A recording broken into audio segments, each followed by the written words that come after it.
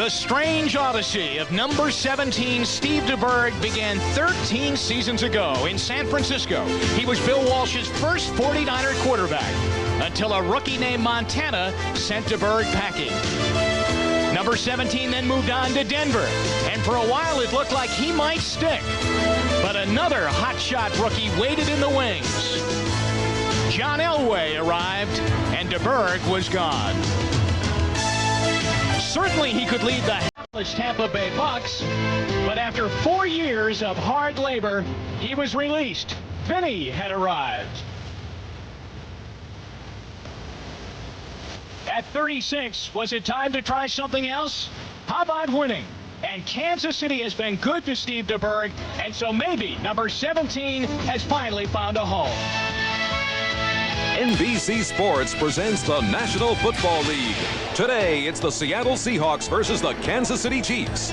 Welcome to Arrowhead Stadium, everybody, for a very important AFC Western Division game between the Seattle Seahawks and Kansas City Chiefs. Both teams know a playoff berth. They'll need a lot of wins to get there. The Arrowhead Stadium weather conditions today, beautiful day, much different from last week when they played in cold, rainy weather here for the Raider game. It could be 70 degrees by the time the afternoon really moves along. AFC West, well, Kansas City with their win over LA last week, they're right there. Only one game back, and Seattle to make a wild card position. They really have to start winning. I'm Jim Donovan along with Paul McGuire. Happy to be with Paul this afternoon. And when you talk about Kansas City and Seattle, they don't win at the other guy's place. It's that simple. Kansas City can't win in Seattle, and they didn't a couple of weeks ago. And Seattle can't win here, Paul. They haven't done it since 1980. 10 years. Isn't that unusual? You know, yesterday, Jim and I, we had a chance to talk to the players on both teams and ask them why. Now, here Kansas City goes to Seattle. DeBerg throws 4 interceptions in a ball game, and Kansas City can't win the game with a great defensive team. Here they are down there. Seattle hadn't won here in 10 years. They don't know why. They said, we just play lousy in each other's home field. It's that simple. It really is. The game plan should be pretty simple, too. Steve DeBerg is here. They're winning. He'll do anything to win. But Dave Craig and Steve DeBerg today will be handing the ball an awful lot. Both teams must run. Well, they've got 2 great backfields. But the thing about it is when you talk to the coaches, they say we like to balance it out, 50-50 run and pass. That's not going to happen today. It'll be like 70 run, 30 pass. But the team that you see passing the football is probably going to be the team that's behind. All right, so the passing situation, that will be the big key in this ball game as we get set for Kansas City and the Seattle Seahawks.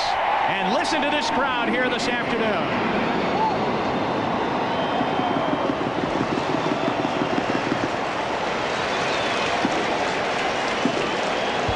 Norm Johnson ready to kick it away as Seattle will kick to Kansas City. Seattle at 3-5. Kansas City at 5-3. Seattle's got a long road stretch here now, so they must prove that they can win away from the Kingdom. And of course, they didn't even win in the Kingdom last week. A disappointing afternoon for Chuck Knox as they lost 31-14. Marty Schottenheimer on the other side had that must-win last week against Kansas City, but his offense didn't do much in that game. 9-7 was the final score. Fred Jones, Todd McNair back deep, Norm Johnson ready.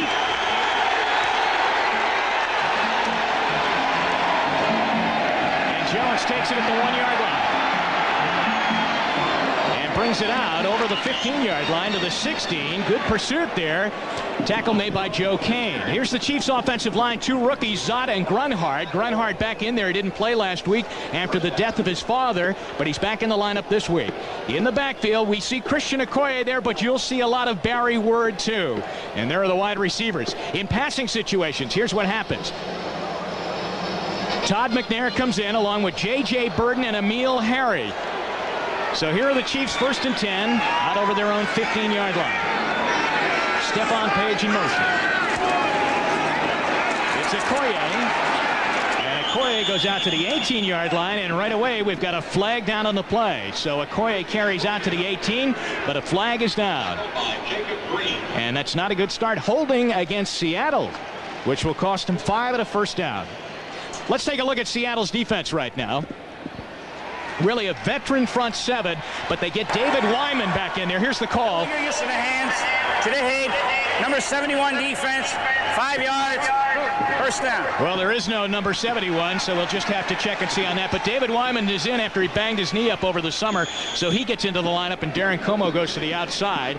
Then in passing situations, Como and Wyman come out. James Jefferson and a rookie, Robert Blackman, come in. And the secondary, there you see it, a veteran secondary playing this afternoon for Seattle. So it's first down and 10. Now they get the ball out over the 25-yard line. Fredo Roberts, the tight end, in motion. Okoye again to the 31, where Rufus Porter brings him down. But there was a great trap play by David Lutz, number 72, and that's where that hole opened up and got Okoye a chance to get upfield.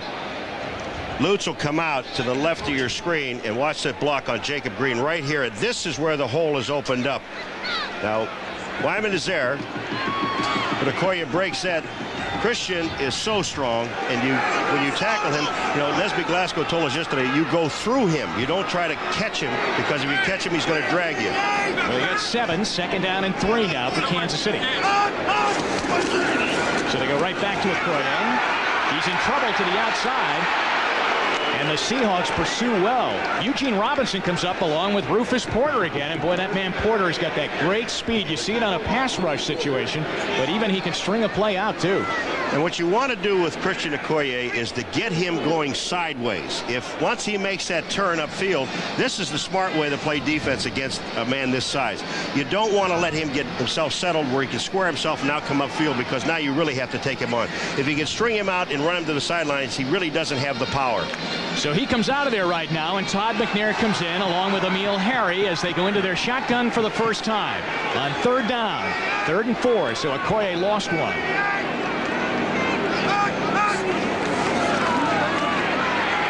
Right across the middle, the catch is made. J.J. Burton has it. Then he gets face masked out at the 35-yard line. It was Dwayne Harper, I believe, who got his hand up in the face mask of J.J. Burton.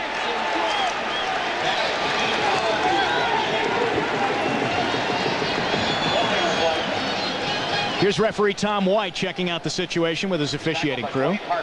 And J.J. Burton just runs a little delay coming underneath. There is no penalty on the play. The result of the play is a first down. Now, wait a minute. All right, let's watch this one. We're going to see it at the end of this, but J.J. Burton, he just delays and comes underneath. Now, he's going back away from the play. Harper is there. Now, they're looking down, and when they see it, he does. In defense of Harper, just grabs the shoulder pads. He missed the face mask, but Burton still picks up the first down. You know, I thought he had given up the first down when he started coming. He started to go backwards there, didn't he? 1st and 10 out at the 35. Okoye. Good first down play out over the 41-yard line. Now, Jimmy, see, here's the difference with Okoye. When he runs a play like that, now he picks up 5 yards because he gets his body square and he goes to the hole. The play before, on that 3rd down play where he lost a yard, stringing him out is the thing that Seattle wants to do. You cannot give him a hole to run up into. Alfredo Roberts checks out of the lineup now at tight end. Todd McNair comes in. And Kansas City, with Okoye running the football, getting them 5 yards on first down, comes up 2nd and 5 at their own 41-yard line. 3 wide receivers.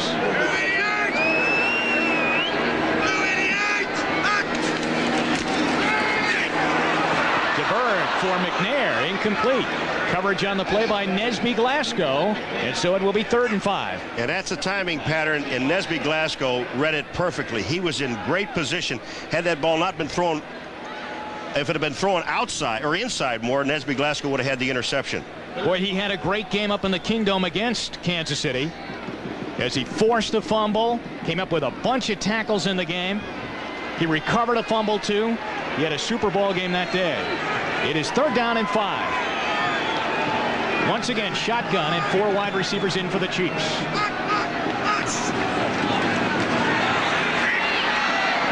Wide open, catch is made. Stephon Page. There's a flag down in the Kansas City backfield, though. Is holding against Kansas City. You got it. And this one's coming back. Wipe out the catch by Page and the first down.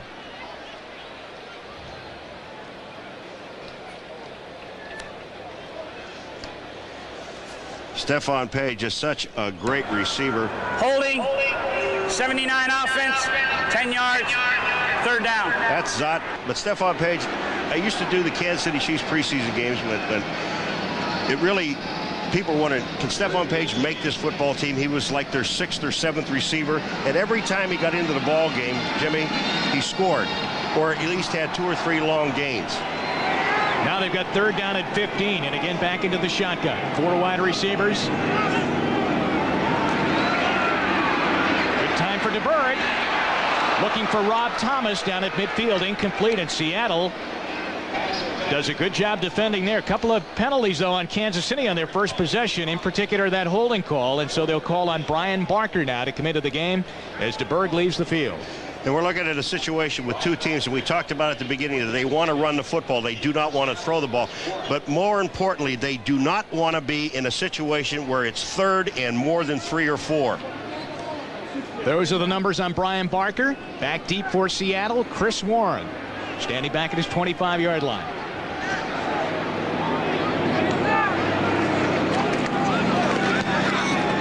Good high punt by Barker. Backing Warren to his 18. There's a flag down by the 48-yard line. The ball also went down on the ground. Kansas City says they have it. As Chris Warren had a heck of a run back. 51-yard punt, 22-yard return, but we've got some business to straighten out here. Now, the referee just pointed and said that it was Seattle ball. Now I would imagine he'll straighten out the penalty situation.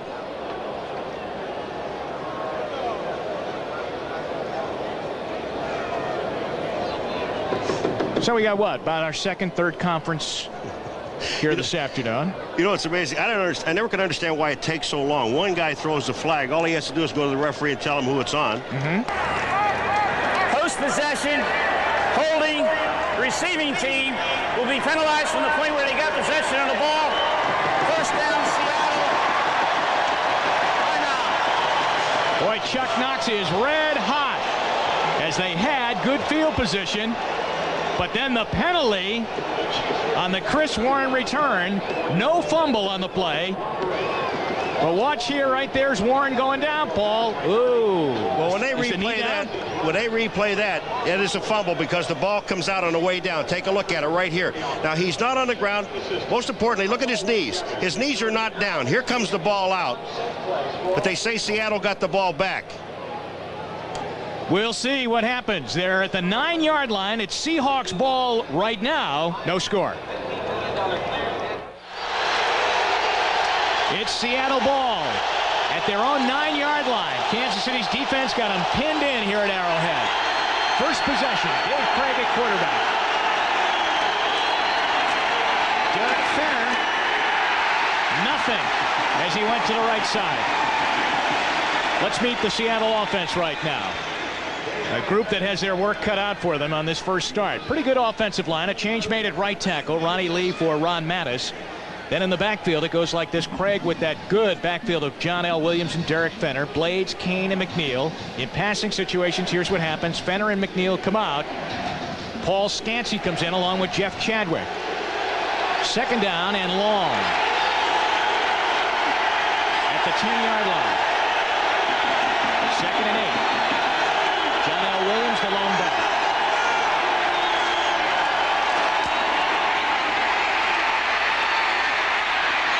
Got to the outside and might have a first down. Let's see where they mark him out. At the 20-yard line. Good run by John L. Williams out to the 20 and a first down for Seattle. Here's the Chiefs' defensive lineup now. The front 7, good and young, I think that's the way to describe them. They are very, very good with 26 sacks coming into this game. Percy Snow, their top draft choice out of Michigan State. Passing situations, Snow and Hackett come out. Boris comes in along with Stan Petrie. Thomas becomes a down lineman, and their secondary is just fabulous. But a change is made. J.C. Pearson is in there for the injured Kevin Ross. First and 10, Seattle at the 20. Remember, they started at the 9. He just lost the ball, but he fumbled it out of bounds, so he'll really, Paul, only lose about a yard. And Kevin Porter just makes a great play coming up to stop the play. They're talking about holding. On the left-hand side of your screen, you're going to see it coming here. Here comes John L. And now watch 27. Spins back out to the outside. Doesn't make the play, but gets in on the play. Just dropped the football. What a secondary this is. I mean, they defend well the pass, certainly, but as you say, they come up and support on the run. You don't want to make a living trying to throw against them either. Second down. And they lose 1, 11.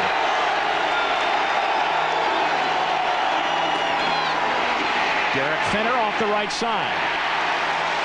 Pushes it out close to the 24-yard line. And we get a little pushing and shoving off the pack there as Ron Heller, the tight end, gets involved with Neil Smith and Albert Lewis. There is a flag down. The Seahawks are pointing that it is against Kansas City.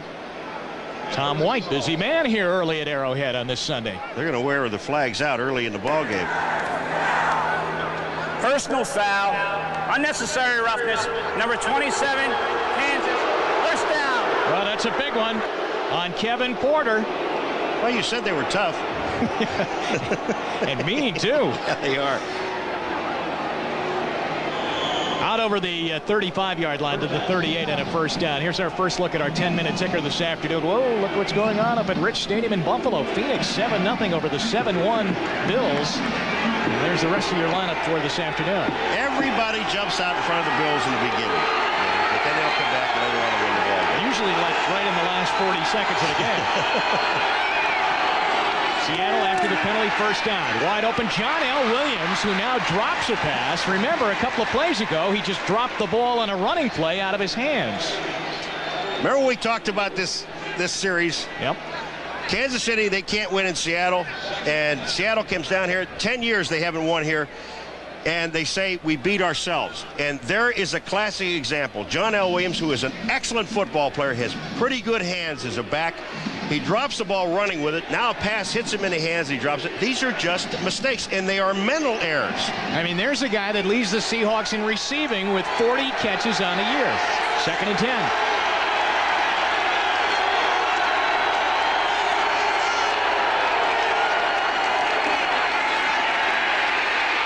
Gets it out of there. Fenner cannot hang on. There is another flag down deep in the Seattle backfield. And it looks like it could be holding. And it's going to be on Ronnie Lee, number 63. I mean, you can get your hands in, but you can't kind of throw them to the ground. They frown on that, and especially when the referee is standing right in front of you. What a tough first start. If it is indeed on Ronnie Lee, he comes in there, gets the start in place of Mattis, and has to go against this defensive line. Let's pick up the call. Illegal use of the hands, number 61 is declined. Well, holding, number 61 is accepted. 10-yard penalty, still second down. Well, they better get some numbers straight, because they've given us two numbers that don't even exist. It's 63 Ronnie Lee. On the top right, Ronnie Lee is to the outside, and here comes the holding right here. On Derek Thomas. On Derek Thomas. It's a takedown, and it's 63, folks. They'll get the numbers straight. 2nd down and 20 now for Seattle.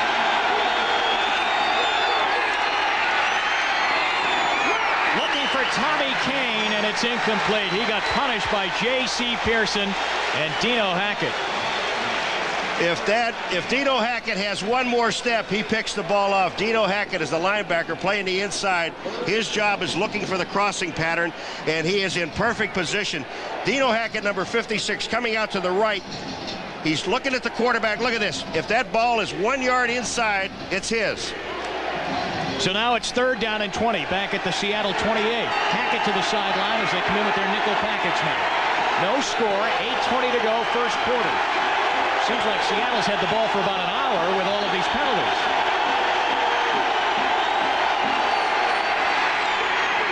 You better get out of there.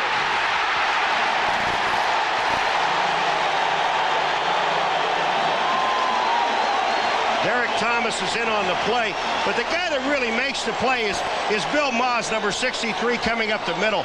He just takes the lineman with him. Watch 63, Bill Maas. Now he moves up, and here he is. He'll come up, and he's right in Craig's face. He forces him out. Maas is there. They have two people on him. When he forces him out, Derek Thomas is there to make the play. That's the 9th sack of the year for Thomas, the 27th of the year for the Chiefs defense, and Rick Donnelly stands back at his 8th.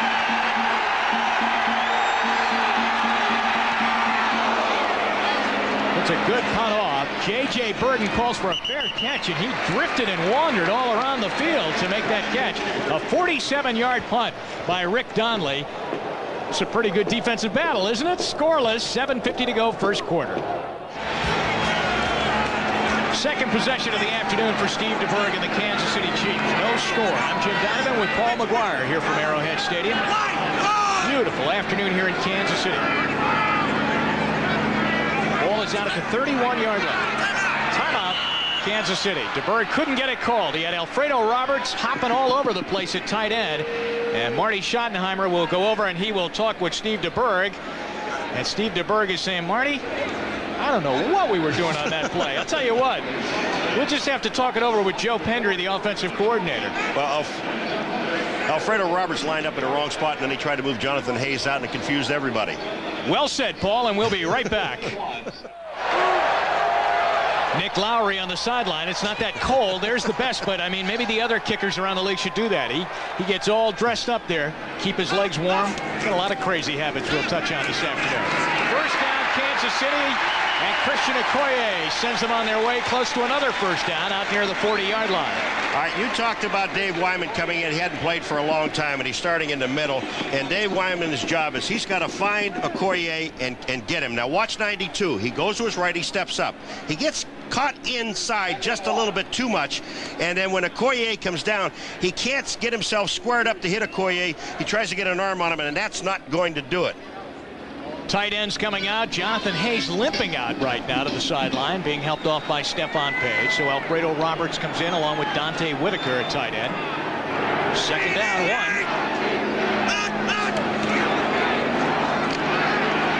Okoye pushes and pushes and gets the first down to the 45. There's a case where he just pushed on the pack, led out there by the fullback, Bill Jones, who's a good blocking back. Bill Jones is an excellent blocking back. He really Jimmy, is. And Okoye likes to get in behind him because if he can go someplace, Okoye can too.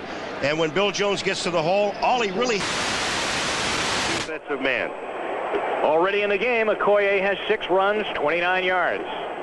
And Kansas City has a first down now, out over their own 45-yard line. No score. 6.5 remaining here in the first half. First quarter.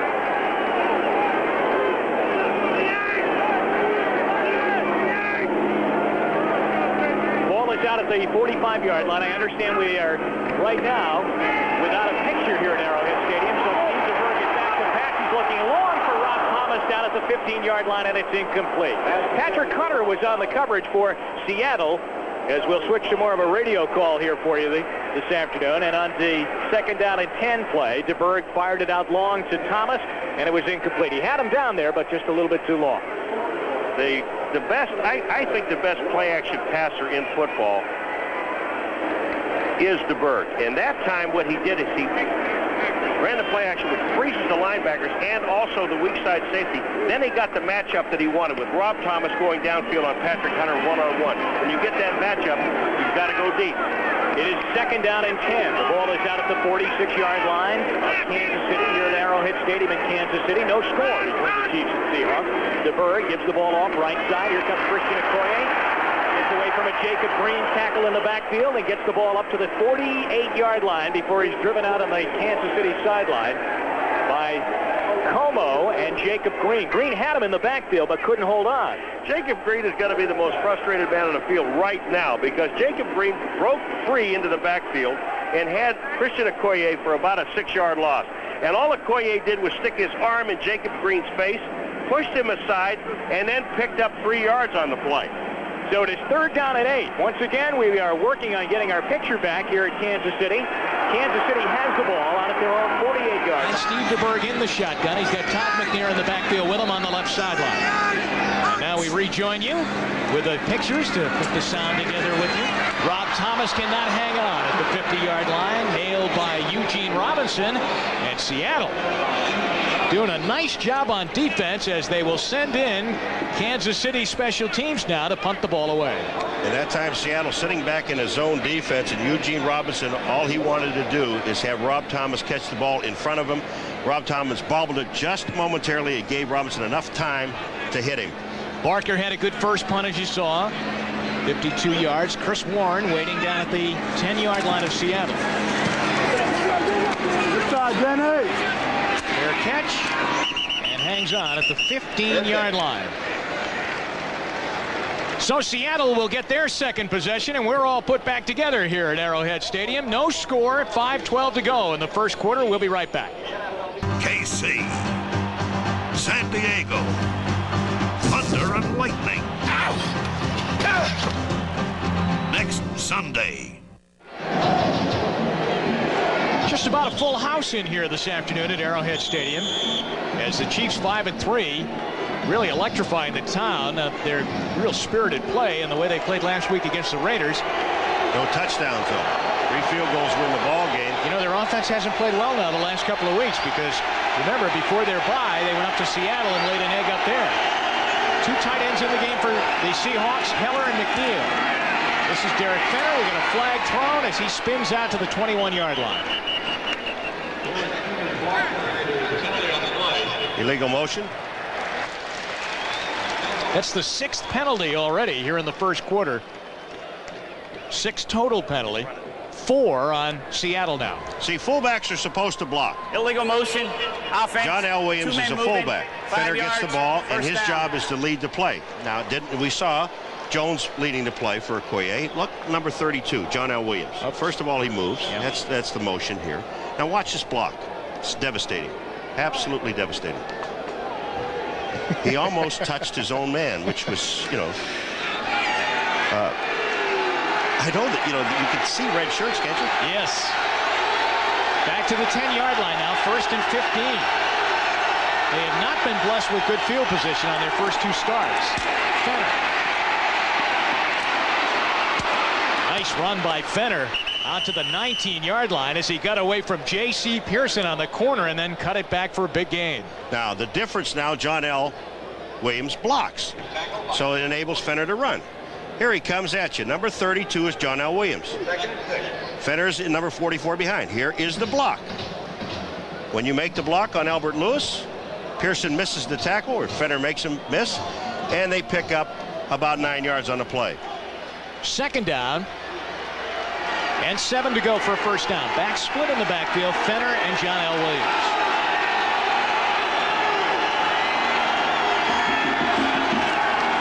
They go to John L. Williams.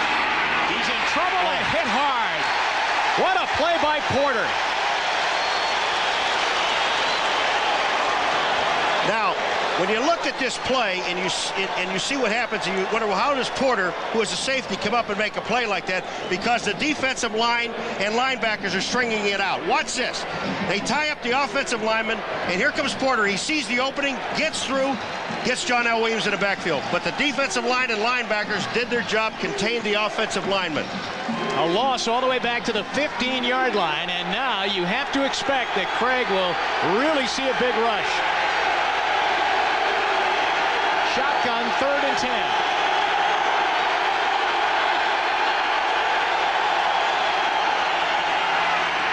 Look out! Derek Thomas on the prowl at the 1-yard line.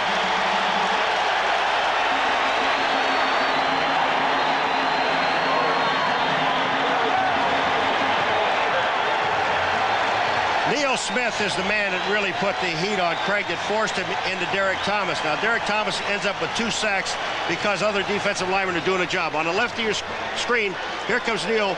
He's there. Thomas is there. Craig has no place to go but down.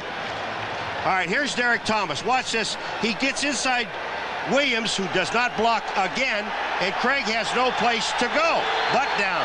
All right, watch out for this Kansas City special teams right here. They've blocked 5 punts, and Donnelly is right on the back of his end zone. There's a flag down. J.J. Burton for Kansas City. It is at the 40-yard line and hit at the 39. But we'll check out the penalty. Referee Tom White. They have delay a game. The clock. There is no play.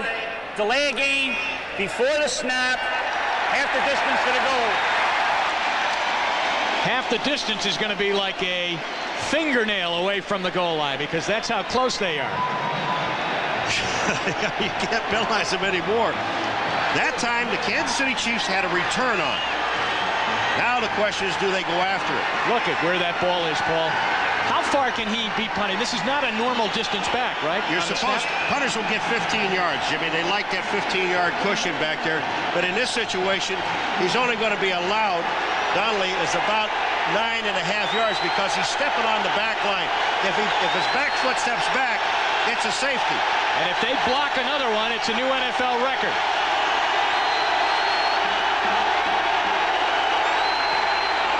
Did a heck of a job to get that off. And a spiral to boot. The bad bounce, though. And it hits Nesby Glasgow at the 32-yard line. Rick Donnelly, take a deep breath as you go back to the sideline. Well, his only job is to get the ball off as fast as possible. Don't try to be cute. Watch this. 2 steps and bang. He did a great job getting the ball off. Could not get extension of his leg. That's why the ball went so short. But the only thing they say is get it out of there. We don't care where you put it. Get it out. The defense is playing well. A 31-yard punt. Now, for the first time today, we see Barry Word in the lineup for Kansas City, spelling Christian Okoye. Bird on 1st and 10 at the Seattle 32.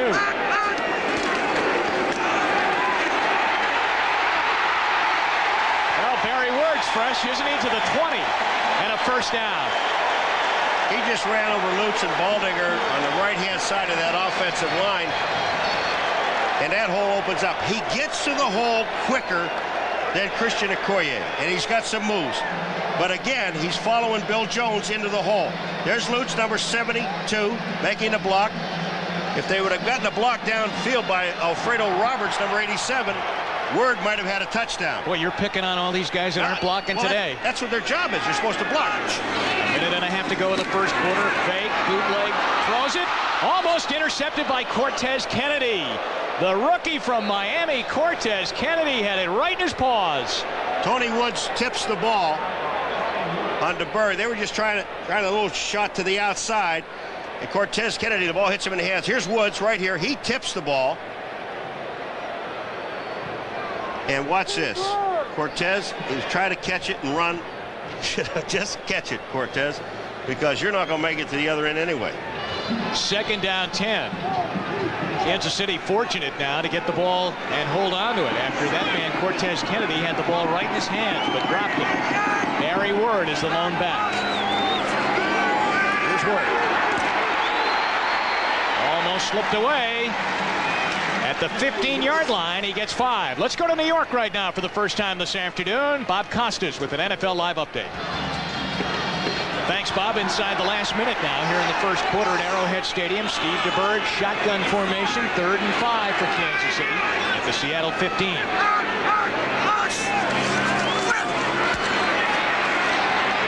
Stephon Page with a stretching catch to the 9. 1st and goal. Isn't he something? I mean, this pass is Stephon Page's because this ball was way outside of him, and he just dove and made the catch. DeBerg going back. He's in the shotgun, and look at DeBerg. He's got Stephon Page all the way. That's the man he's throwing the ball to, but look at this catch. Perfect throw, down low, no place for the defensive man to go. Page gets off of Hunter, and right there for the play, or Harper, excuse me. Beautiful. Yeah, beautiful. And that's the end of the first quarter. No score, but Kansas City knocking right on the door. It's 1st down and goal at the Seattle 9 when we come back to Arrowhead Stadium. Liberty Mutual Insurance presents Legends of the Game. He was one of the first prizes in the NFL-AFL bidding wars and went on to be named to the AFL all-time team. He scored 6 touchdowns on interception returns, the most by any linebacker in NFL history. The first Chiefs player elected to the Hall of Fame. Who was this legend? Bobby Bell was the first outside linebacker ever named to the Hall of Fame, a true legend of the game. Welcome back to Arrowhead Stadium, Kansas City. I'm Jim Donovan and Paul McGuire. We have just played a scoreless opening 15 minutes. As we start the second quarter, though, Kansas City is right there. First and goal inside the Seattle 10-yard line. Barry Word, Bill Jones in the I formation behind Steve DeBerg. Word sweeping. Flag is thrown as he gets down to the 8-yard line. We're going to have holding. I think it's on Alfredo Roberts. Been a lot of flags down here on the Arrowhead Stadium carpet through the first 15.5 minutes of this game. Jacob Green listening in. Might have 2 penalties on the play, Paul. Well, there's a flag down where the ball at about the 6-yard line. Use of the hands. Number 27 defense. Holding. Offense. The penalty's all set. Replay first down. So they get to do it all over again at the 9-yard line. Hunter flagged for illegal use of the hands, and as Paul said, he thought that Alfredo Roberts might have been tagged on the Chiefs side. Now Christian Okoye has checked back in for Kansas City, and Barry Word comes out. Now, when we talked with the Chiefs yesterday, Joe Pendry said that you could at some time see Okoye and Word in the backfield at the same time. There's Pendry. But right now it's Okoye and Bill Jones. Stephon Page in motion. Okoye.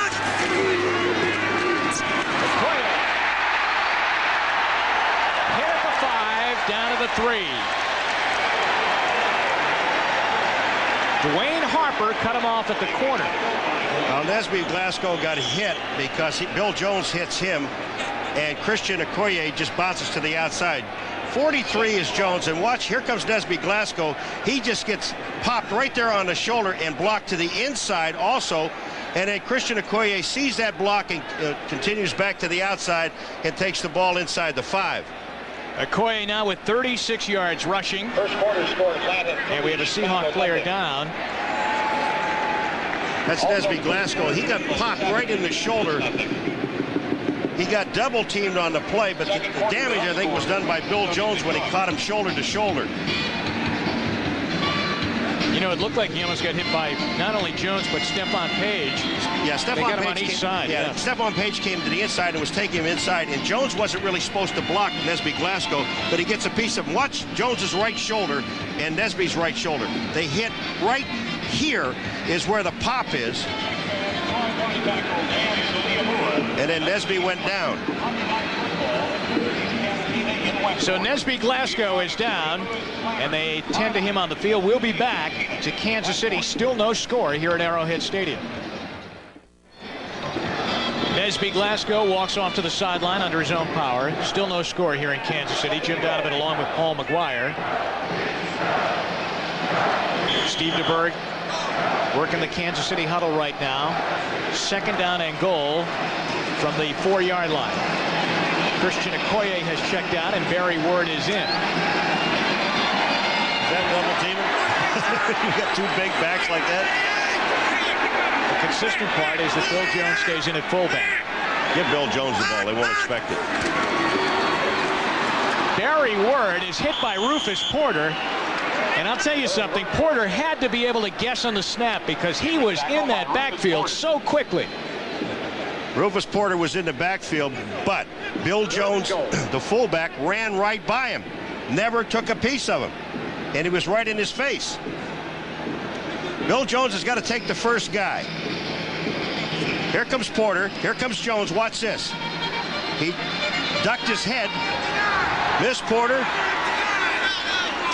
And a loss. Third down and goal. Kansas City trying to get it in. Todd McNair in the backfield now as the shotgun is employed. Blitz by Jacob Green, and he knocks the ball down. They were coming with everybody. And Nick Lowry will come in to attempt the field goal now. Now, Lowry's the hero of last week. He kicking 3 field goals. Now, Marty Schottenheimer tipped us off yesterday to watch Nick Lowry as he sets up for a field goal. He will go through some of the craziest antics you'll see. Well, the funny part about it is he starts out with sweatpants, and it is almost 70 degrees here, but he wears them all the time anyway on the sideline. And now he's pointing, getting everything set. That's where it's going to be. That's Steve Pelura's holder. Okay, now he's going to take a walk. Now he goes back 5 yards. He's going to do a little calisthenics, fix his helmet, blow his nose. He does a little bit of everything. He's still very far away now from the ball. His hands are important. He's ready. And that's usually the result. 25-yard field goal splits the uprights. All of that. And a handshake to boot. And we've got our first points with 13:02 to go here in the first half. Kansas City by 3.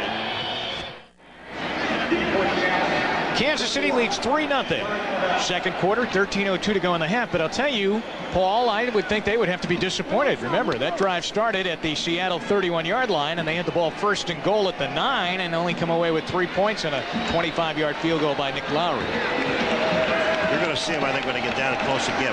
I'll talk about it after this kickoff. The ball coming towards Derek Lavelle of Seattle at the 6-yard line. Return by Lavelle out over the 25 to the 26-yard line. Now let's check the Xerox 10-minute ticker. Tied at the Meadowlands. Jim Kelly has 1 touchdown pass to Keith McKellar, and now the Bills have scored again to lead 14-7 and tied in Chicago. New England, Marvin Allen, they run in that game for a score as they lead over Indianapolis. Rich Gannon scored for the Vikings, and Tampa Bay and the Saints are tied 7-7. And here in Kansas City, we are 3-0 Chiefs on a 25-yard field goal by Nick Lowry. Seattle with the ball at their 26-yard line.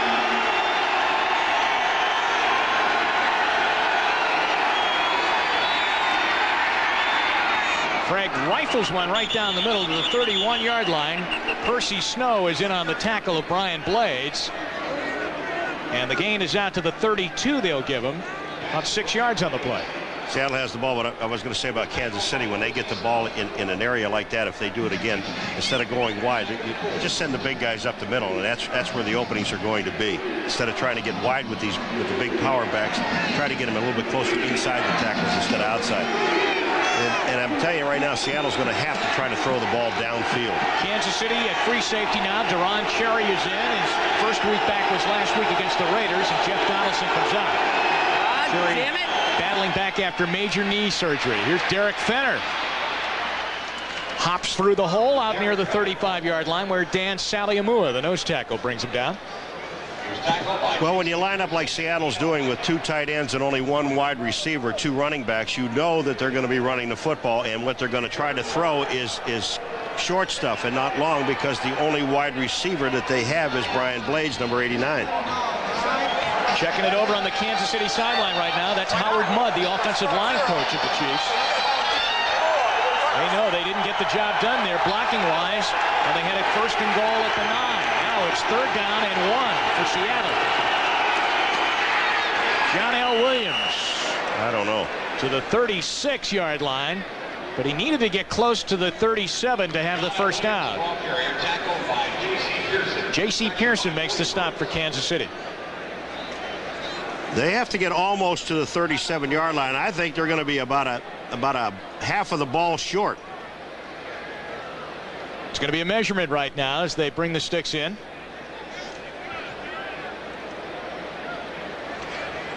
And let's look. Well, they got it. They got it by about a half a football.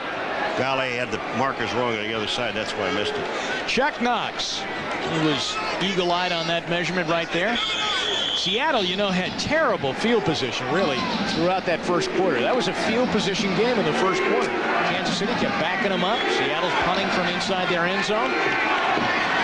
But they weathered the storm, only giving up 3 points. Now let's see if they can move the ball as they get 1 first down. Now 2 wide receivers. Kane is in. Craig throwing on first down, and John L. Williams is wide open over the middle. Deron Cherry's the last man. And he gets him down at the 10-yard line. The official now is saying he's throwing a flag against the Seattle coach who had run down the sideline. That's Reggie McKenzie. And Brian Blades is hurt. He peeled back to block Derek Thomas. Reggie McKenzie raced down the sideline, went well beyond the bench area and the yellow line that tells you don't go beyond that line. Well, let's go back and watch how John L. Williams was wide open. John L. Williams comes down. Derek Thomas is trying to cover John L. coming out of the backfield.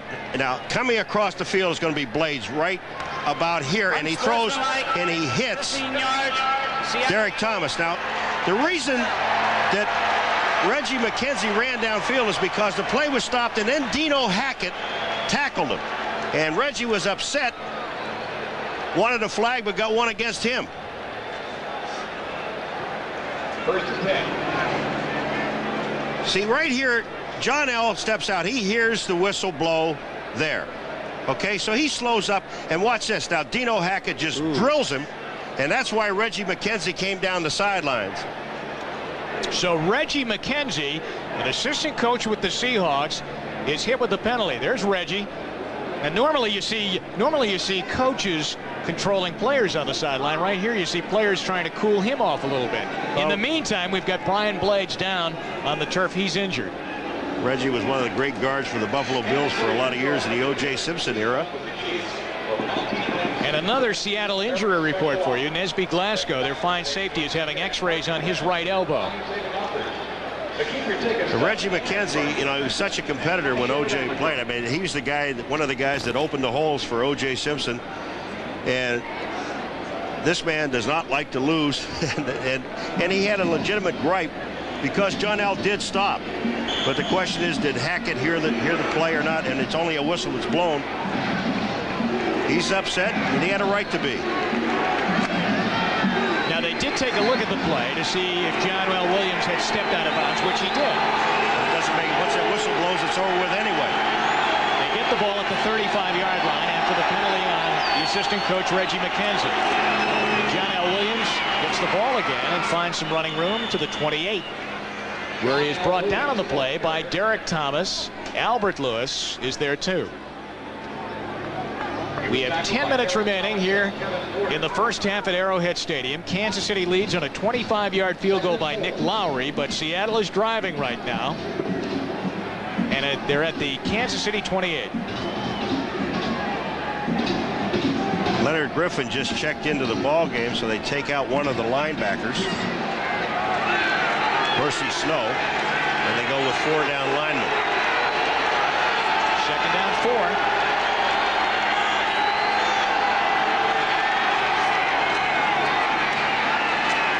Craig's got Fenner open, but Chris Martin was right there. Makes the hit on him, and then Fenner dives to the 25-yard line. It's a good play by both players. Fenner catching the ball and then getting away and picking up about 3 yards. They're going to be about a yard short of the first down. Let's talk about Martin for a second, Paul, because when we met with him yesterday, he said that really what he's doing in that lineup right now, because he's a veteran, is he's kind of coaching along the 2 young players, Percy Snow and Derek Thomas. I think the great thing he said about him, he said they don't realize yet how good they really are. And Martin's a pretty good one himself. Marty Schottenheimer said he had a Pro Bowl season last year on 3rd down and 1. No. What a hit. Sally Amore.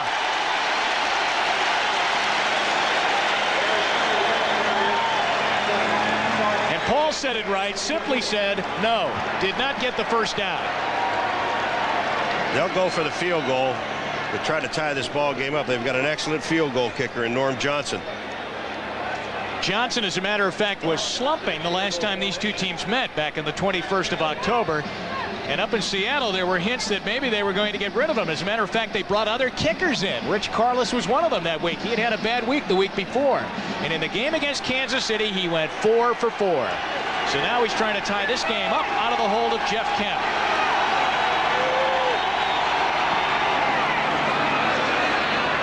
Through the middle, 43-yard field goal by Norm Johnson, and Seattle answers back to tie the game with 7:53 remaining here in the first half. We'll be back to Arrowhead.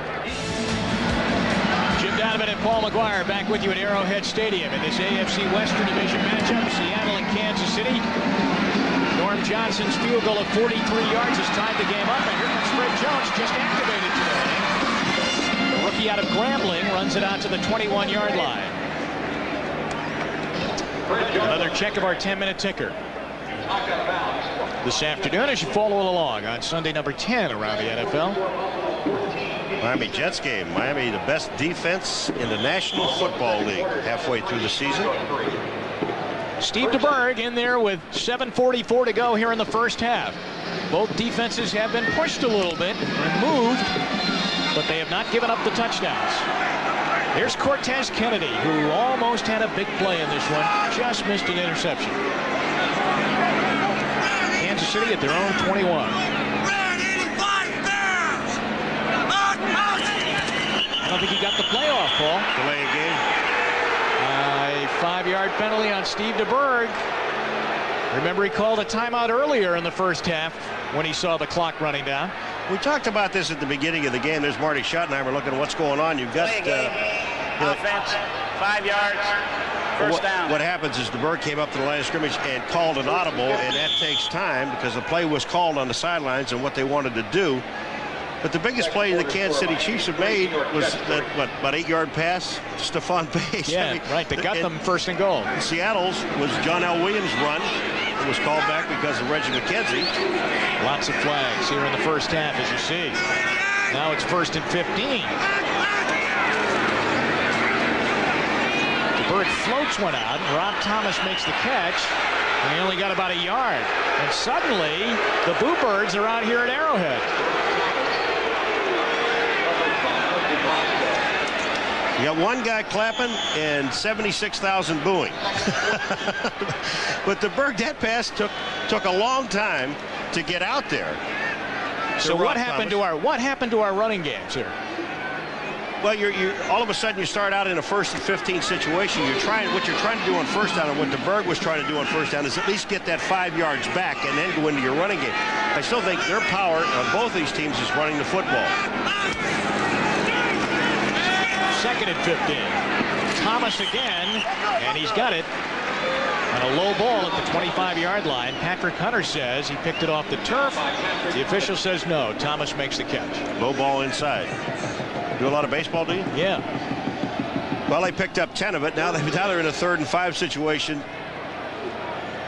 And you're still in a situation here where the Chiefs will throw the football.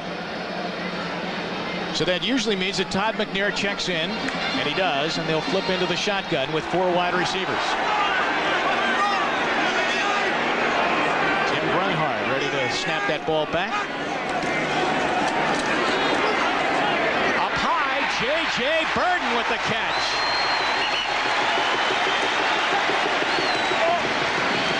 J.J. Burden with the catch, but I'll tell you, J.J. looking at DeBerg, I say, get it down just a little bit. I know I'm going to get hit, and I'm paid to go up and get the football, but look where he has to go to get it. And he knows that he's going to get nailed as soon as he comes down. Patrick Hunter was there, number 27, but they did get the first down. Burden's a good story. He was a Cleveland Browns draft choice when Marty Schottenheimer was head coach, blew his knee out in minicamp.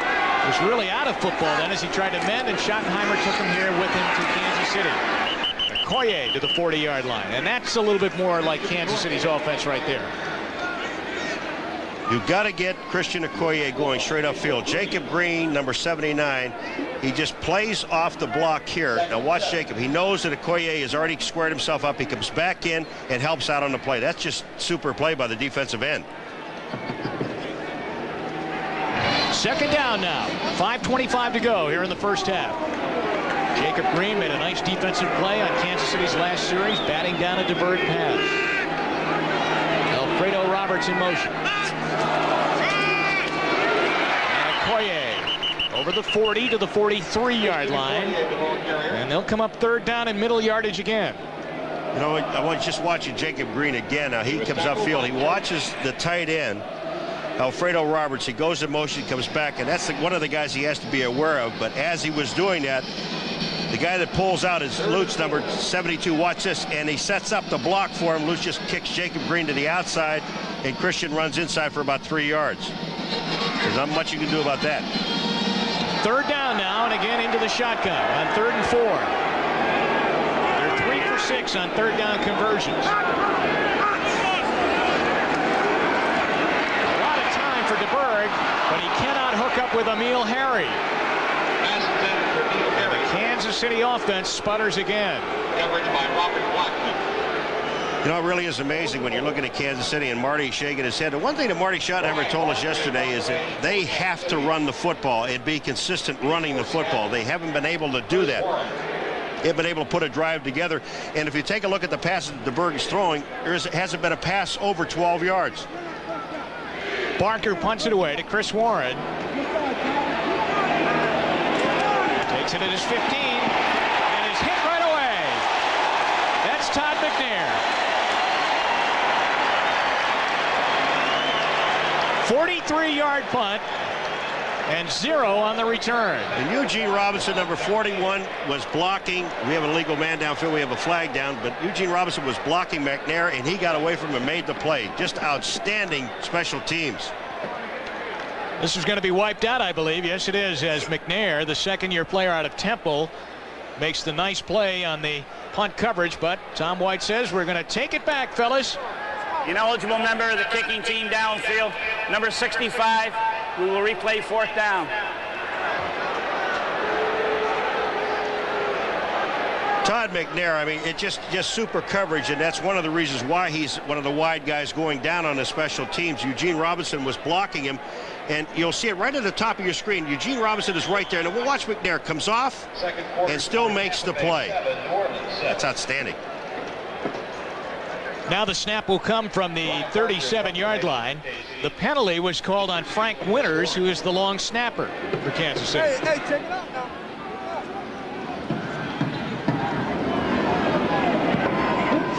Boy, Barker nails this one. Warren back inside his 10. Well, they do a little bit better after the penalty, surprisingly so, because Barker nailed that one. They would have started at their own 15. But now the ball is out at the 21-yard line. Good job by the Kansas City punter, Barker. 3-3 here in the first half. Back at Arrowhead Stadium, there's Bill Cowher, the young defensive coordinator of Kansas City. Incidentally, let me just say, his name is being prominently mentioned as a head coaching candidate in Cleveland. He was in Cleveland as an assistant coach of Marty Schottenheimer.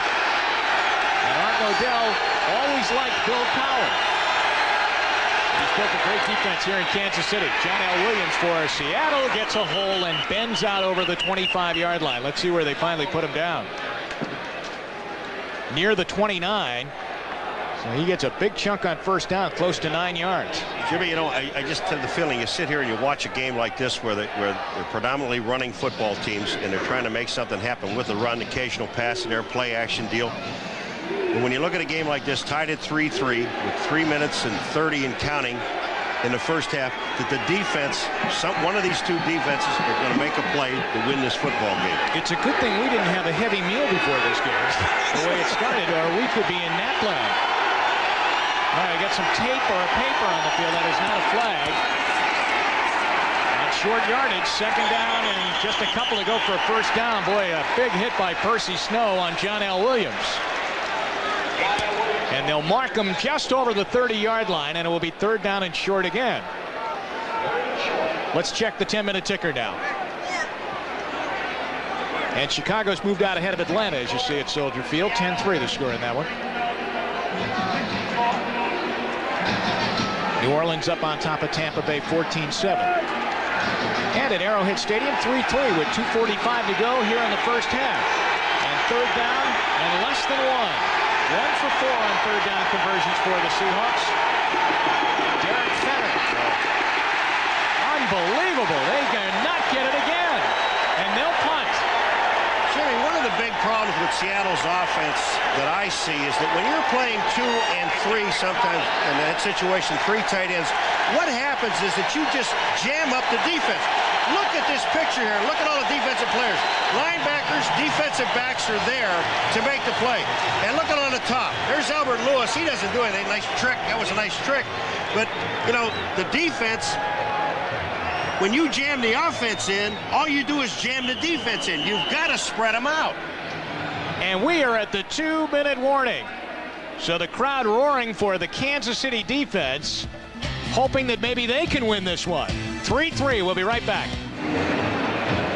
Paul, in the rich tradition and heritage of Kansas City Chiefs football, there you see the '69 World Champions. Yeah, that's actually the N and S are gone. Well, most of the N's gone too. Well, they just want to let people know that it was in a different country that they won it. Rick Donnelly to punt. There's a flag down because Danny Copeland got grabbed as he was rushing the punter. So Seattle's going to get nailed here. J.J. Burden on the return. There's a penalty on J.J. Burden returned it to the 21-yard line, but this one's coming back. Someone just grabbed Danny Copeland, number 25 for Kansas City, and hurled him to the ground, Paul. When you see a guy break free and he's coming up the middle, all of a sudden he disappears, it's got to be holding. The referee was right there. Derek Thomas was also back there in the backfield. Of course, you gotta do something against these guys because they've blocked 5 already this year. It may have been on Rufus Porter. 97 on the kicking team. 10 yards. 4th down. All right, let's see if we can pick it up here. 97 in the white is Rufus Porter. And here comes Copeland right here. Now watch him, and he just grabs him right by the jersey. He goes down. Rufus, nice move though to get out of there, but it was he already had been caught. Now remember, this guy Rufus Porter went to the Pro Bowl because of his great special teams play. Well, it was great if one time you get caught. You know, always a good play if you don't get caught. One every 7.8 attempts. Here they come. Finally got it away, driving J.J. Burden back to his 26. After getting flagged for the penalty, Rufus Porter comes back and makes the tackle of J.J. Burden out at the 34-yard line. A 54-yard punt by Rick Donnelly, who has handled the Kansas City special teams pressure very, very well. 1:39 left here in the first half. Kansas City with the ball in a 3-3 tie with Seattle, and they have 2 timeouts left from their own 34-yard line. Again, he's high on his throw over the head of Emil Harry, and Steve DeBerg's having a lot of trouble throwing the football. He has not been on target all day long. Now, you know, we talk about this game, and it's been, if you like defense, it's a great defensive football game because both defenses are superb. You know why? There's only been, I think, close to 150 yards in total offense with both teams. Look at this, 158 yards total offense in the first half. And really, Seattle's, Paul, comes down to one play almost on the John L. Williams pass catch. That's right. DeBerg 5 for 13, throwing the ball 32 yards. Double clutches. Oh, big hit. Robert Blackman sticks Emil Harry out at the 34-yard line. The rookie Robert Blackman with a nice tag. You know, you don't even throw this ball. I mean, because you're going to get your receiver killed. They just do not look good, and they're trying to hurry up the offense right now, and even that looks a little slow. Caught by Stephon Page. Near midfield and pushed back. They'll give him the 50-yard line, and the clock continues to run. We're under a minute. Hurry up offense. At that time, the reason that pass was completed because DeBerg had all the time to throw the ball.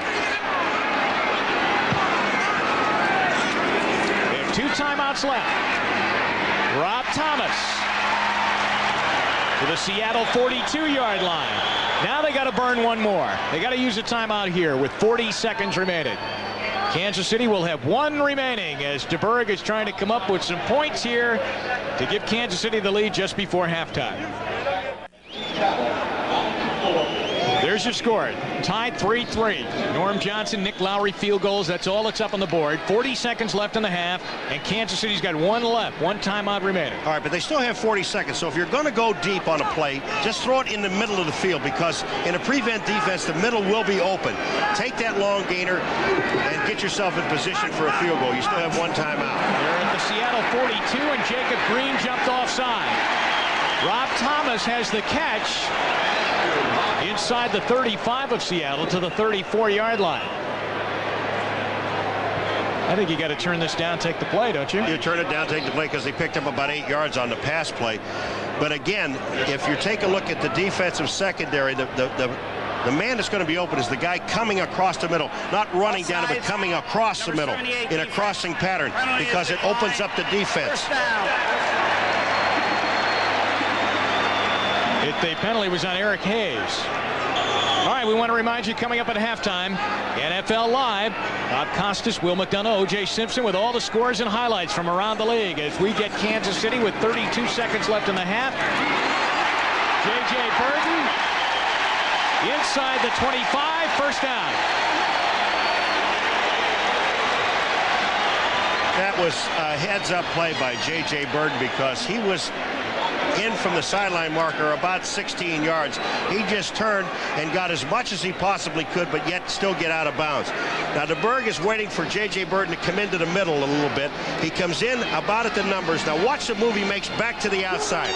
Just a sprint, get as much as you can, and get out of bounds. Plenty of time. 27 seconds, and now they're inside the 25 of Seattle. DeBerg giving it a shot to the end zone. Almost intercepted. Patrick Hunter was right there and almost made an over-the-shoulder catch.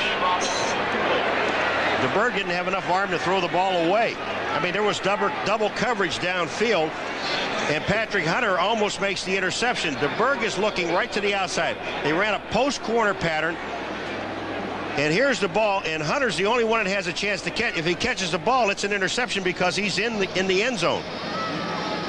21 seconds remaining now in the half. Kansas City with one timeout left. And Patrick Hunter almost came up with the big defensive play of the game for Seattle. 8th play of the drive.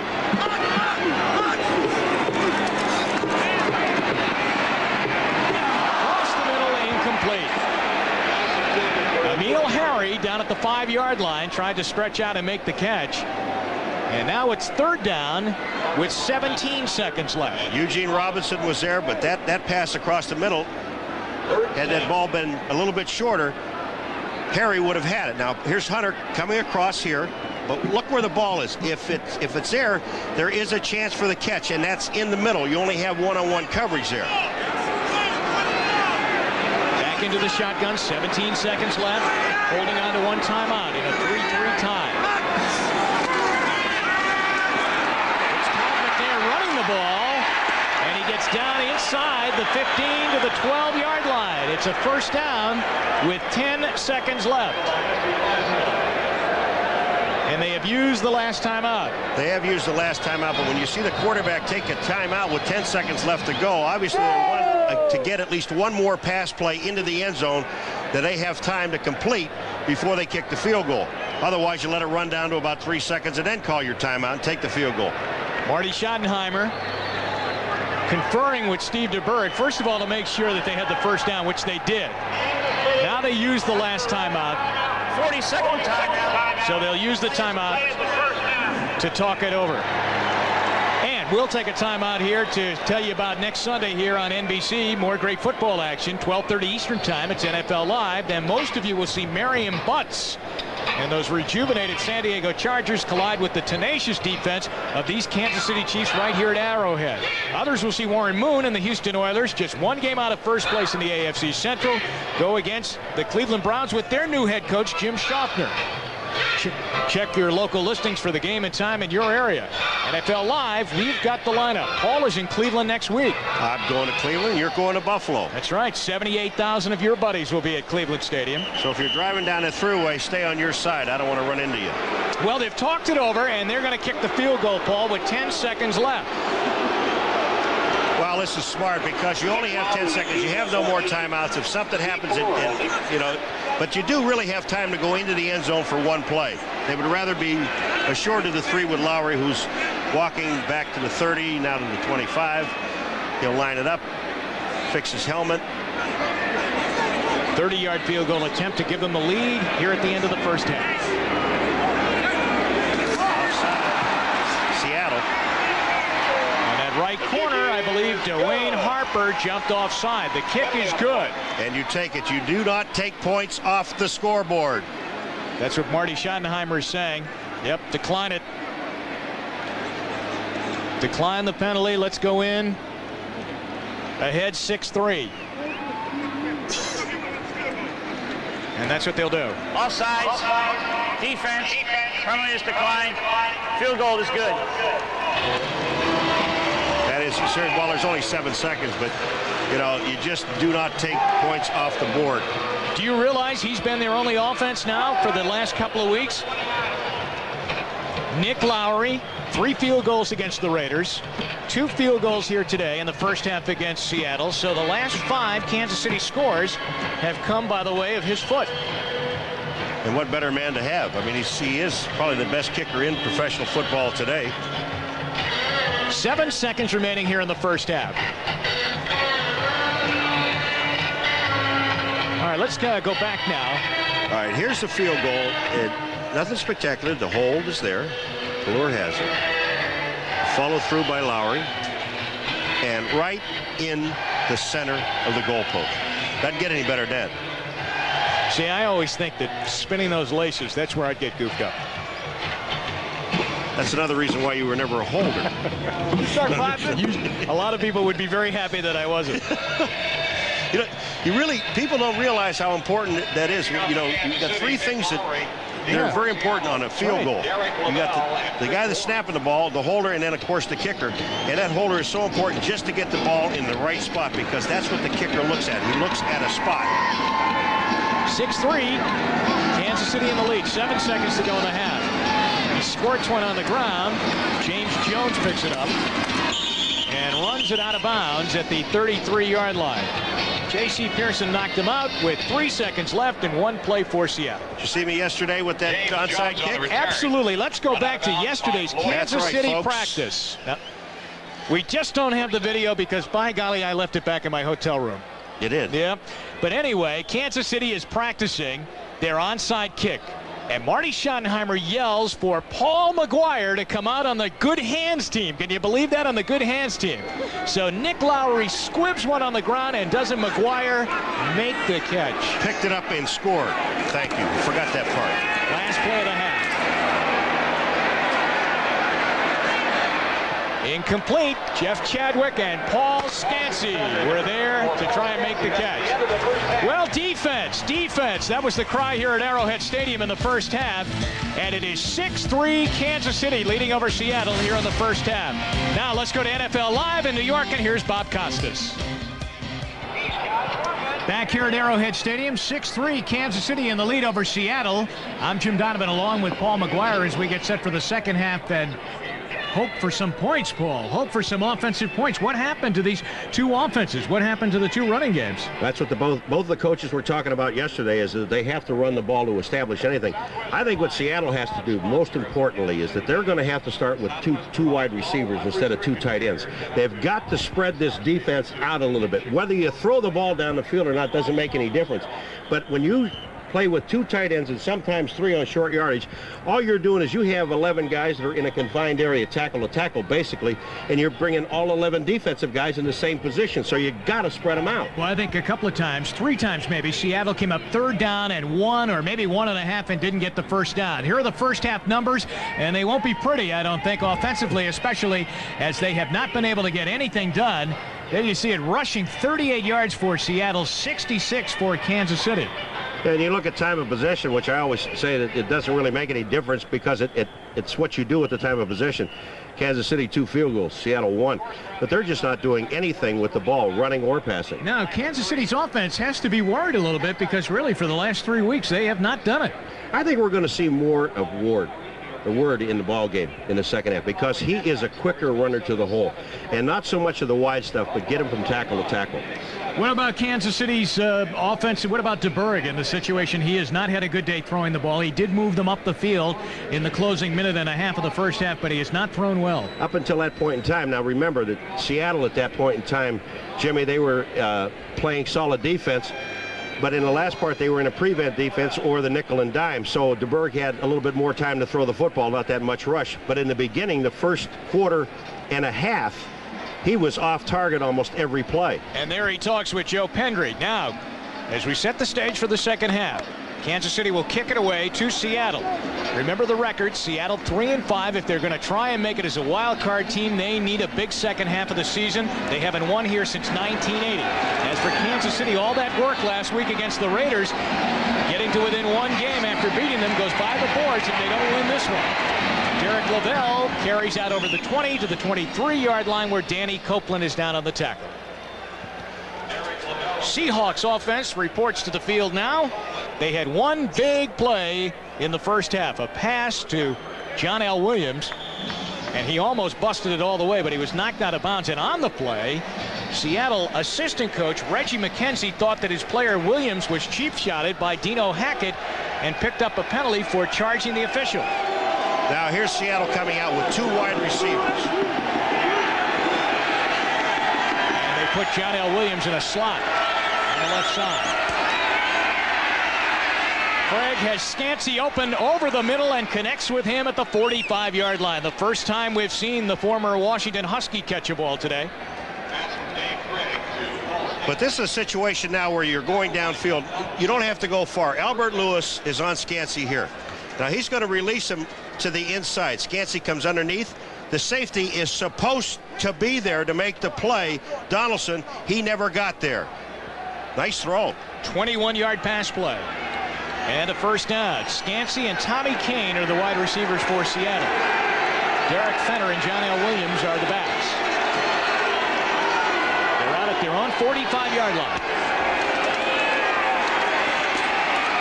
A lot of time for Craig. And finally knocked down by Chris Martin. Chris Martin makes this play, and he's on the ground. He's being blocked. That time, Craig had all the time to throw the ball that he wanted to, and the defensive secondary of Kansas City just did the job. There was no one where to throw the ball. Look at Craig now, how much time he has. Nobody up the middle of him. Now, Martin is on the ground. Watch what Martin does. He rolls over on the ground and makes a tackle on Craig. Defensive coverage. Third sack of the game for the Kansas City defense, and they now have 29 on the season. Coming into today, the Dolphins led the NFL with 30. Second down, 15. They lost 5. Back at their own 40. Completes it to John L. Williams.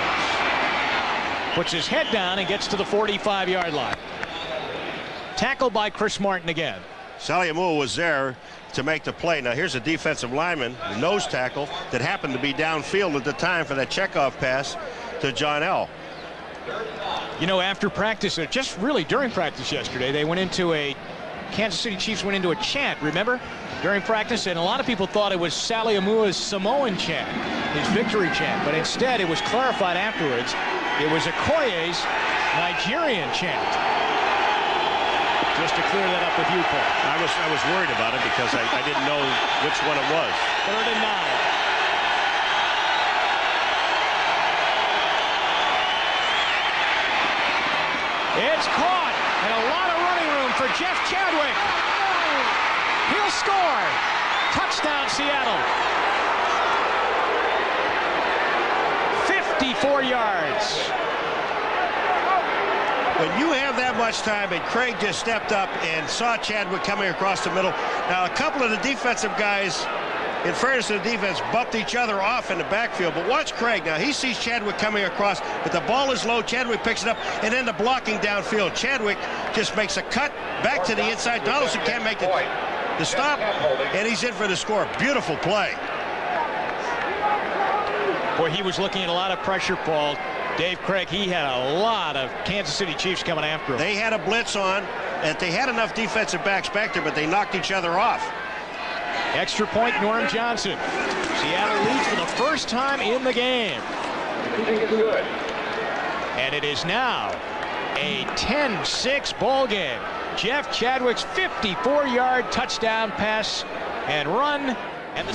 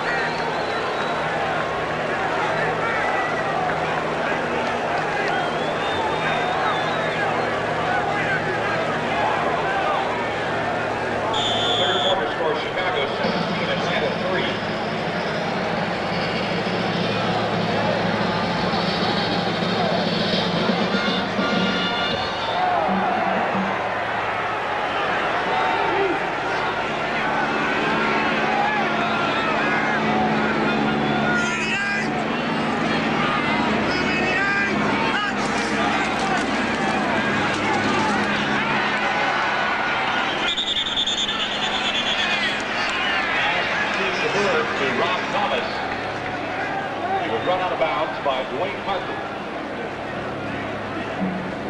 2nd and 1.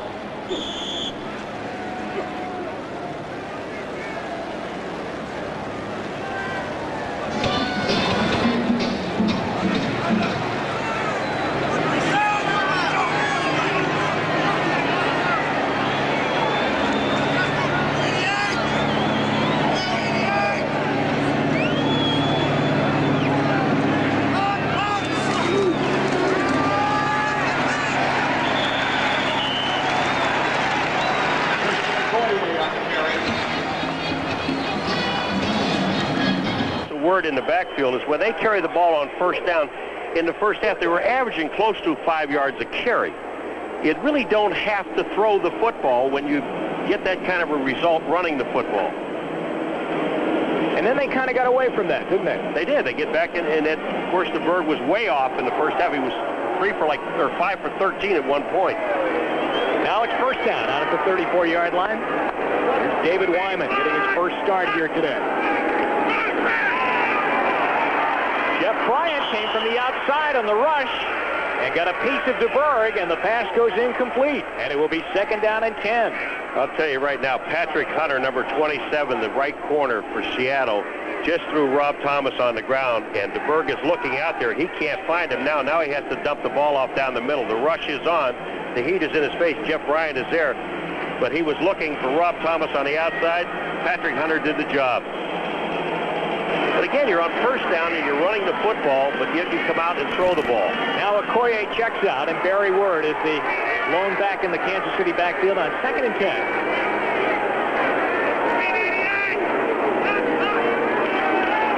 Word gets it. Got Lutz out in front on the play. And Word up near a first down. He did a lot of that on his own. All right, now let's check the Hertz 10-minute ticker this afternoon. Miami leading at the Jets 10-3. Buffalo, 3 second-quarter Jim Kelly touchdown passes. Chicago having their way with Atlanta now.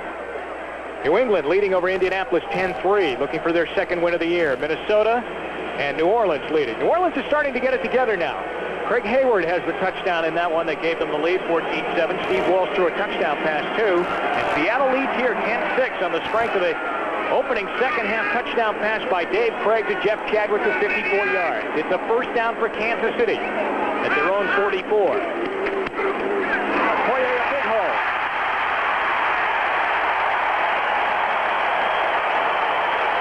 '40-yard line, first down.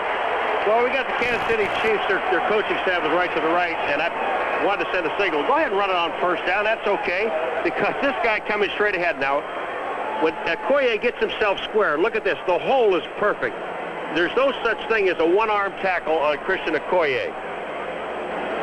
And you better wrap your arms around him. All right, we understand now we're having a little bit of an audio problem from Kansas City this afternoon right now. We're going to work on that to clear that up. 16-yard run by Christian Okoye. First down at the 40-yard line. Okoye again. Good push on the pass. He pushes right on that rookie offensive lineman, David Zott, number 79, who was his lead blocker on the play, and he gets down to the Seattle 37. But you know, Okoye, when he runs in on that play there, it looks like nothing. I mean, he hits the line, but with his strength, his leg drive, he picks up 3 yards on the play, and it looks like he stopped at the line of scrimmage.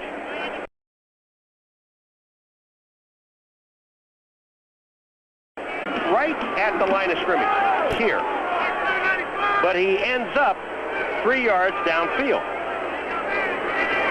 Stephon Page in motion. Okoye gets it again. This time takes it outside and gets it inside the 35-yard line to the 34. Cortez Kennedy and Patrick Hunter are there. And I also noticed that Nesby Glasgow is back in the game. He went out with a bruised wrist in the first half. What Okoye is trying to do is, because you have Bill Jones back there, the forgotten man, he hasn't carried the ball, and he probably won't carry the ball more than one time a ball game.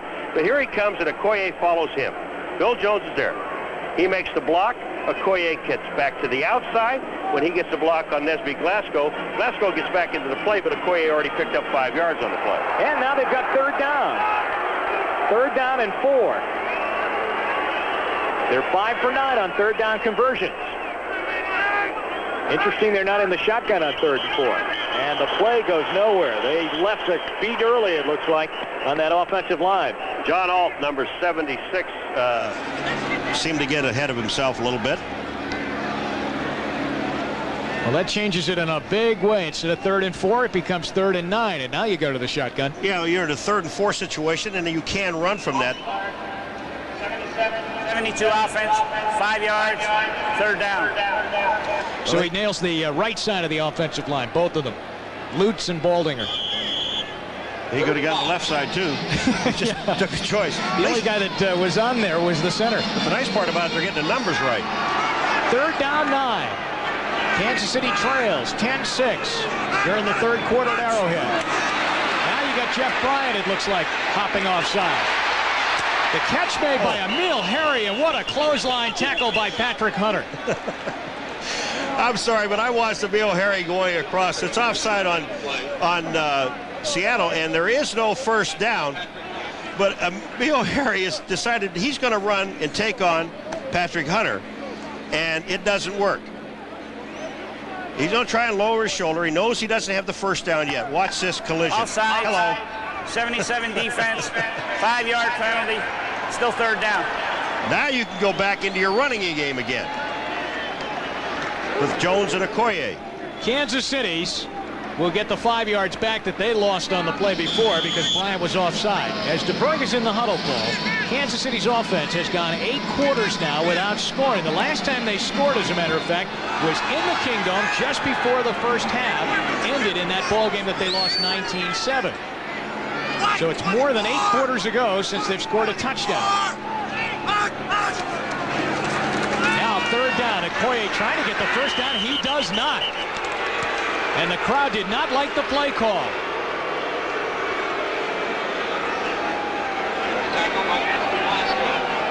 They didn't like the play call. I kind of agree with them a little bit because instead of getting Okoye going straight up the field, they have Okoye going off on an angle. He's more powerful, as we talked about before, running straight ahead.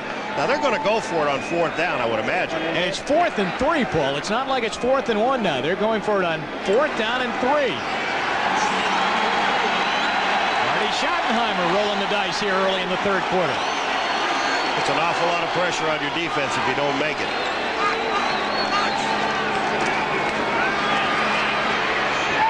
He's got it. Stephon Page did not want to go down after he made the catch. First down. Good gamble. It's always a good gamble when it works. Jimmy, that's right. They've got a great defense. They had a breakdown, and Chadwick scores a touchdown. But here comes Stephon Page now. He's going to come all the way across the field. He's going to leave Harper there, but that pass is right on target.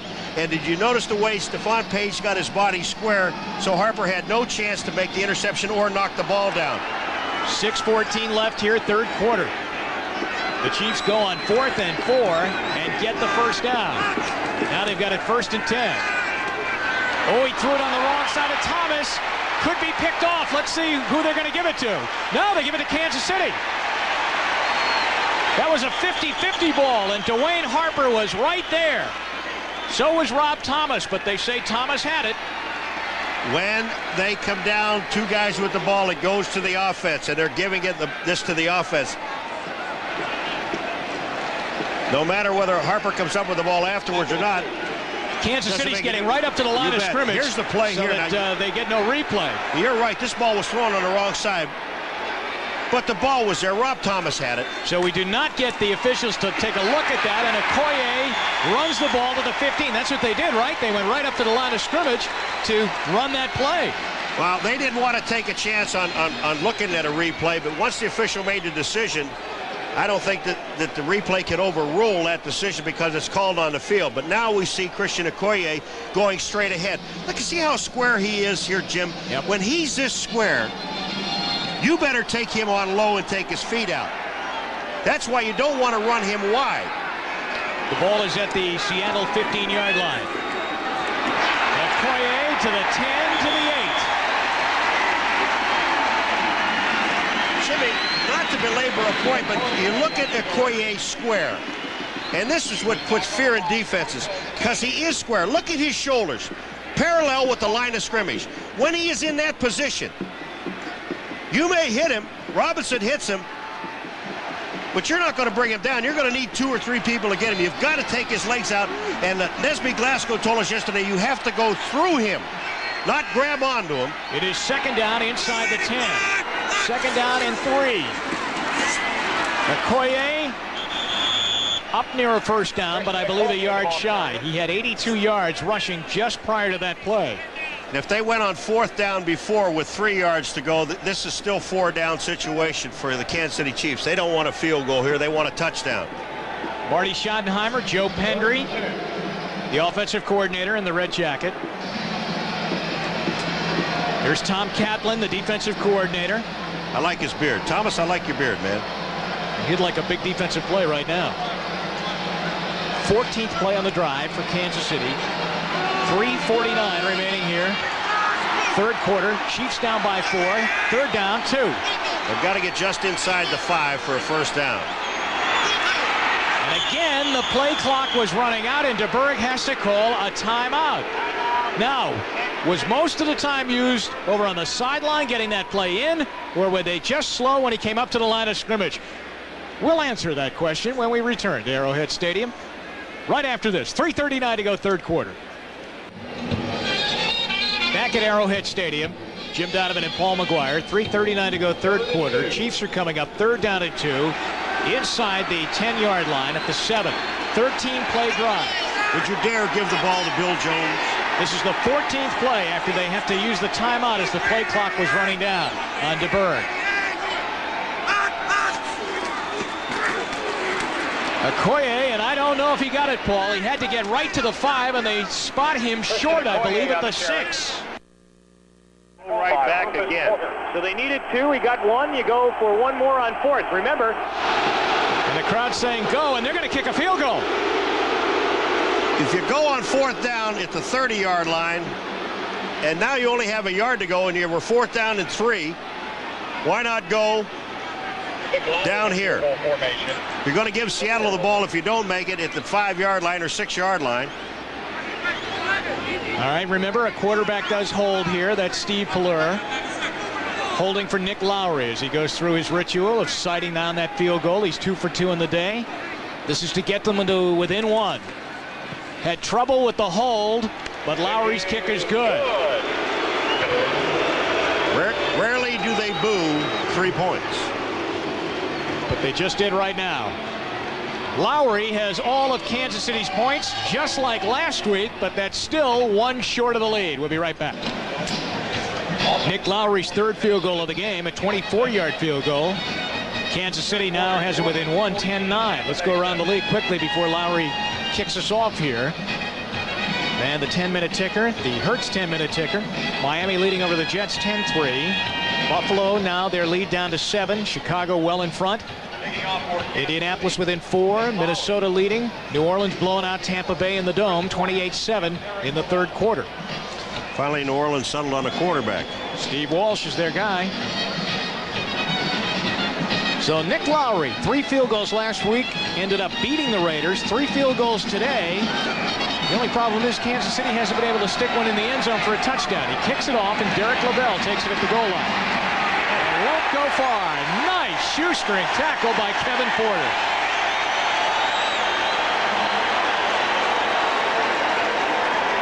We'll be right back to Arrowhead Stadium. 2:37 left here in the 3rd quarter. Seahawks have the ball when we return. Seattle has not won at Arrowhead Stadium since 1980. And with 2:37 left to go here in the 3rd quarter, they lead Kansas City 10-9, and they're at their own 15-yard line. 1st and 10.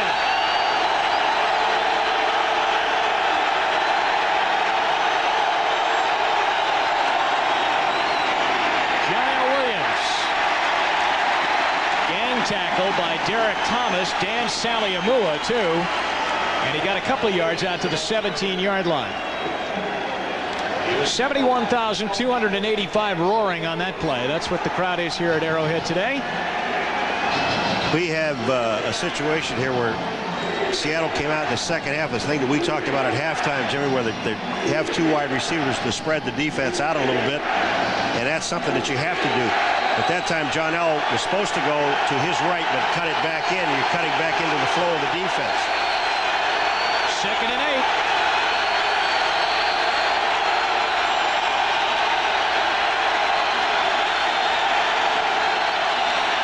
8. Deron Cherry was coming on a blitz and got picked off. He's got to throw it away. That's intentional grounding. Now, even though you have John L. Williams coming into play, but he threw the ball out of bounds away. John L. had no chance to get to the ball, and they're going to call intentional grounding by the quarterback. Now, John L. Williams was in the area, but only in the area. Now, Craig, watch it. This is good defensive secondary coverage by the Kansas City Chiefs. Now, Craig is looking to throw the ball. He sees John L., but he knows that he's going to get sacked back inside the 10-yard line, and he deliberately throws the ball away. You know what's amazing, though? Watch Craig after the flag is thrown. See, he's talking. Yeah, he's talking to John L. Williams is there. Grounding. Loss of down. 3rd down. He is really upset. You know, the worst part about this thing is it is a loss of down on top of the play, and you still get the loss even if he would have been sacked. But what was amazing on that play was that Deron Cherry blitzed and got picked off, but still came back, and he was the guy that forced Craig to throw it away then. 3rd and 17.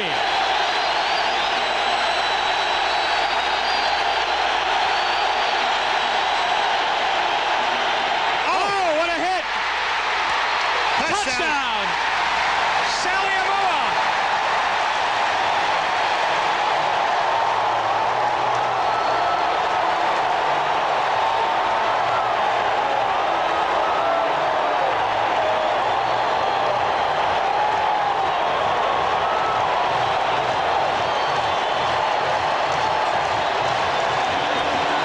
A flag in the end zone, and I believe it's Derek Thomas, the shot in the back, and Craig, that ball went up in the air and just drilled David Craig. Sally Amua picks up the touchdown, but Derek Thomas, what a shot. Nobody touched him.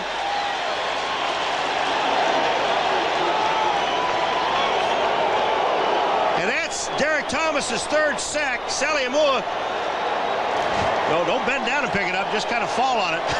But there was a flag in the end zone. I believe it was because of the extra spike of the football. 2 of them spiked it. And Lowry for the extra point.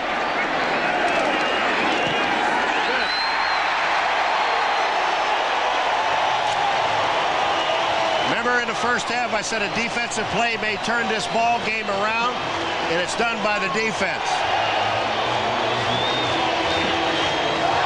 Let's go back and check out that possibility of why the flag was thrown. All right. There's Sally Amua. He's got the touchdown.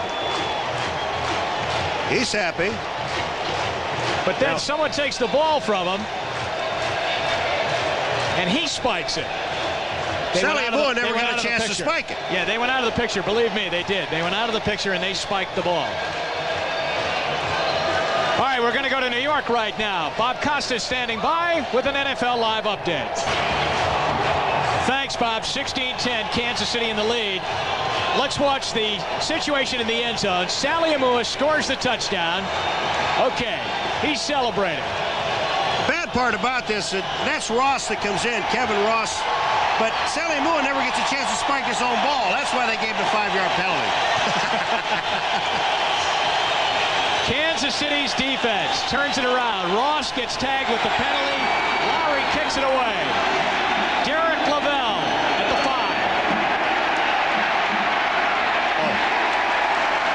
5. Short of the 25-yard line. Hit on the play by Dante Whitaker, one of the Chiefs' tight ends, and Chris Martin was there too. So Dave Craig comes apart from the seams there for Chuck Knox. He gets hit with an intentional grounding penalty. Then he just gets hit by Derek Thomas. You know, the Kansas City Chiefs, I mean, they just They lead the AFC as far as giveaways and takeaways are concerned, and they just do a job. Interceptions 12, fumbles 13, 25. That's super. That's super defense. But I'll say one other thing about Seattle and Craig.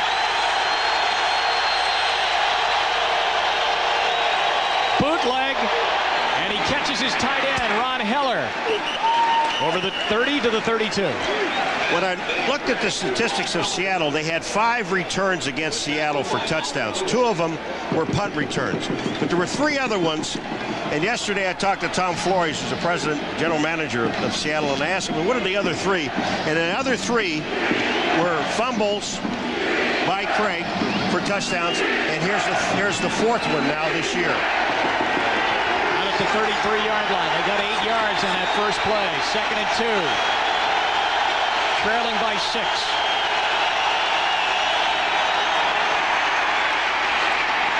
Fenner to the 34-yard line, maybe the 35, and near a first down. Derek Thomas is hurt, number 58. He got blocked. And he limps off the field right now. There's Thomas, the man who really is responsible for that touchdown as he blindsided Dave Craig. They can ill afford to lose him. So Lewis Cooper checks into the lineup for Kansas City as they check out the leg of Derek Thomas. Chris Martin said yesterday he doesn't know how good he is. I think he's right. This guy's going to be super.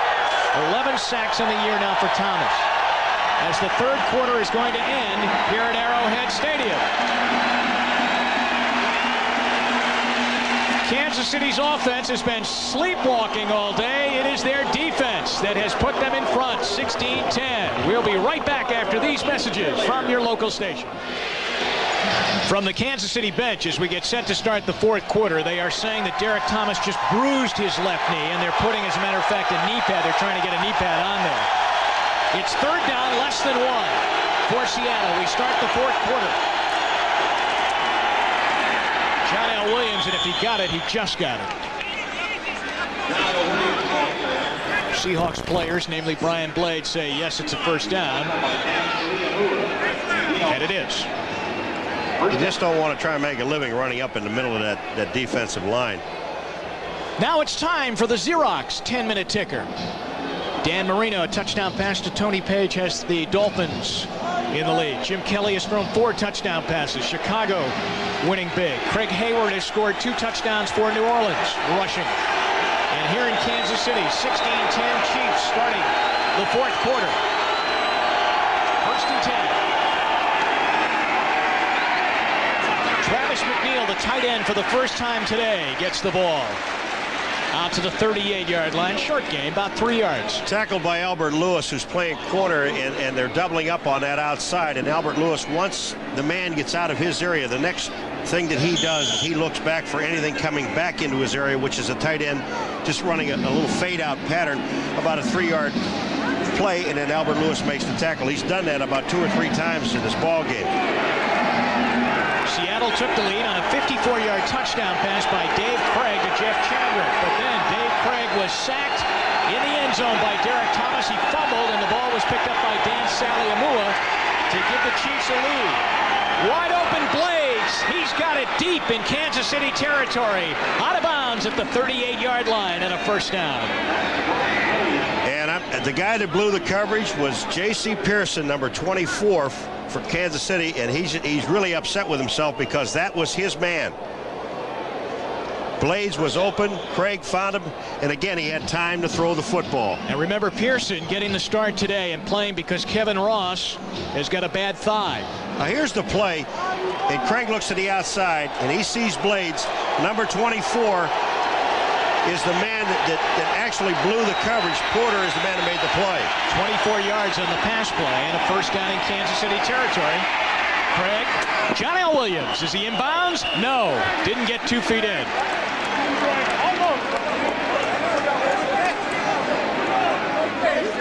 Dave Craig wants to take a look at it. Look at him come up pointed.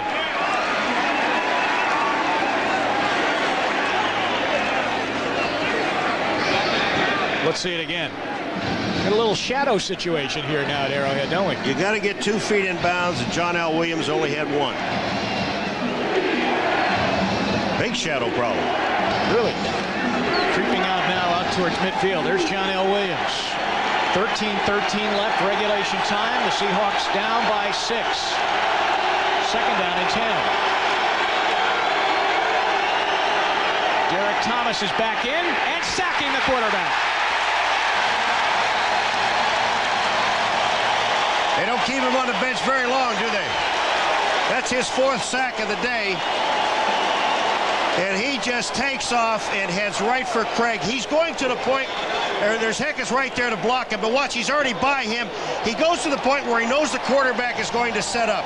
And Derek Thomas he was there when Craig gets there. Watch when Craig sets up. Just as he sets now, here's Thomas. You know, I wonder if he knew that he had checked back in. Because I'm sure he would have been a little quicker if he knew 58 was back in there. You better be aware where 58 is, and that's Derek Thomas.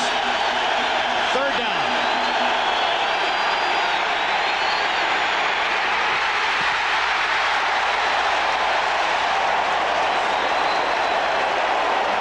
I do believe that's number 58 again. Well, there's also Neil Smith, number 90 is in there. There's also a penalty against Seattle. And we have Neil Smith not getting up for Kansas City. So we got a little business to take care of here as Tom White will call the Chiefs over to decide about this penalty.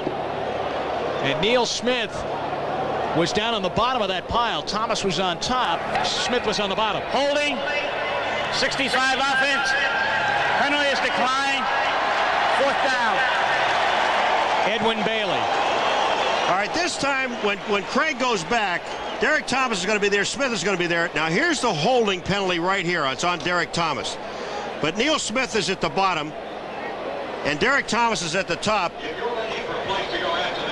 And I just don't see what really happens to Neil Smith, but so that'll give Thomas 4.5 sacks for the day. But here is the holding penalty by Bailey right here. And the official is right on it. He's got him by the arm. Neil Smith comes in. Sanders is a great place to go after the game. And it may be just hit his head on the carpet.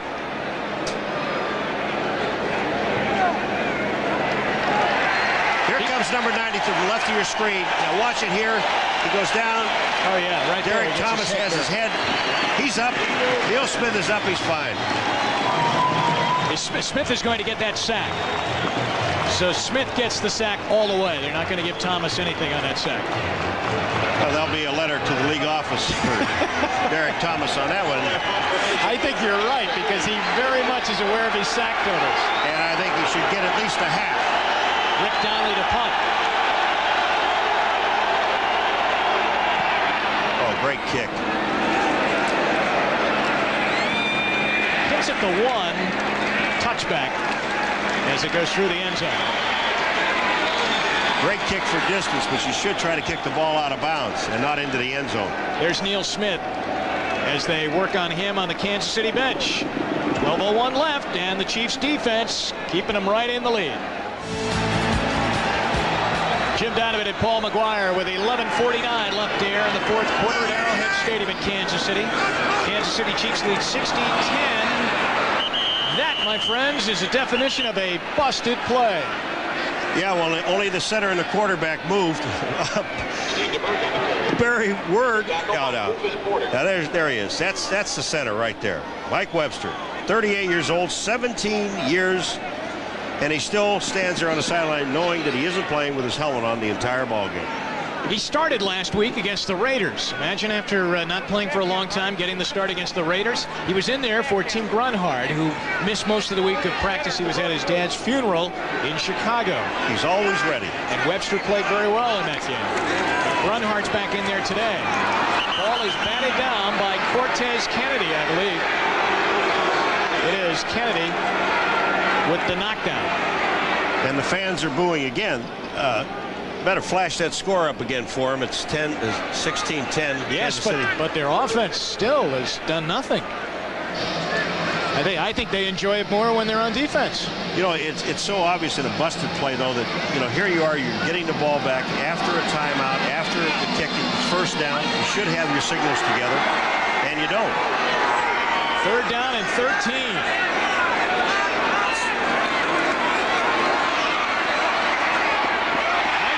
punch-out catch by Emil Harry. But I think he's short of the first down, Paul. He's short, and the players obviously would like to go for it, but they're not. And Seattle's defense does their job. 3 plays and out for Kansas City's offense, and they'll hand the ball back over, and Marty Schottenheimer's offense cannot find any kind of real rhythm here today. Emil Harry makes a great catch again, but DeBerg has really not been on target all day long.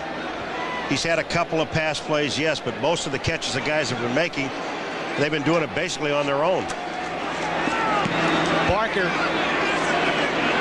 to Chris Warren of Seattle. Oh, there's a clip. And again, Warren, for the second time today, will have a good return wiped out. Ricky Andrews, number 52, clips Tracy Rogers, number 52. Plus, we got a fight. James Jefferson and Jonathan Hayes, the Kansas City tight end, getting into a battle. They are separated, and Seattle already walking backwards. Tom White's had a busy day as our referee today. A lot of penalties in this one. Gonna have to get some new flags after this one's over with. Worn out.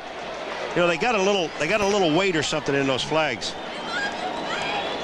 That flag looks a little ripped, doesn't it, Paul? Well, they're stepping on it. Things have been out of his pocket enough. That darn turf. Illegal block above the waist in the back by the return team during the return. 10 yards. First down. Timeout. Chuck Knox disappointed on the way that everything's gone. Here's 52 on 52. And that is blocking in the back from behind, above the waist below. Chris Warren going down on the tumble. That's what's left in our game. 16-10. All right, that tells you a lot. Seattle has only run the ball for 43 yards and have lost 47 yards, being sacked 6 times. First and 10.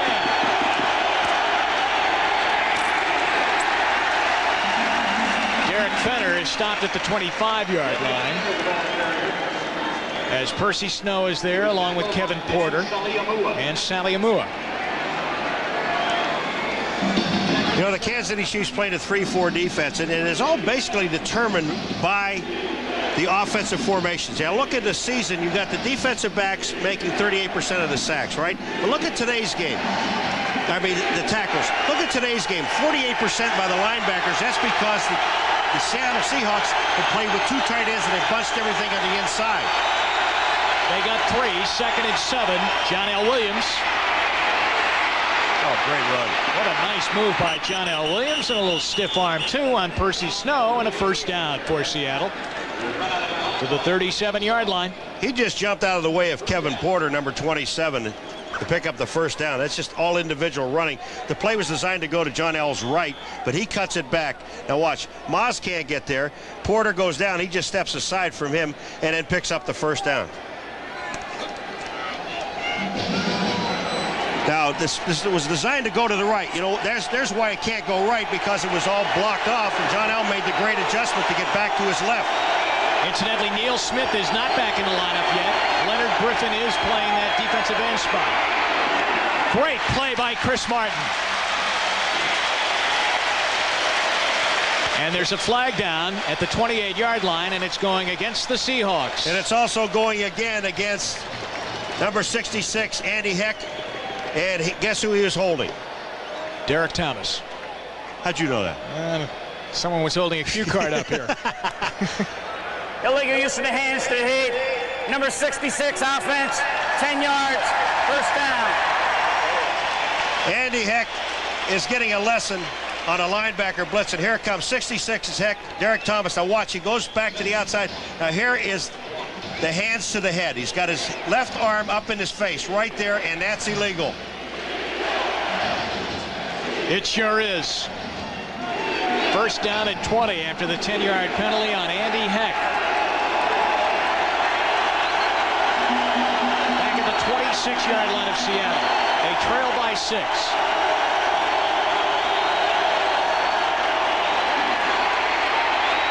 There's another flag down as Craig scrambles and slides when he saw Percy Snow come into the picture.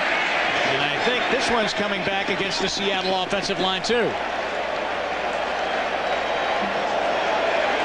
Yes, sir. It's another holding penalty.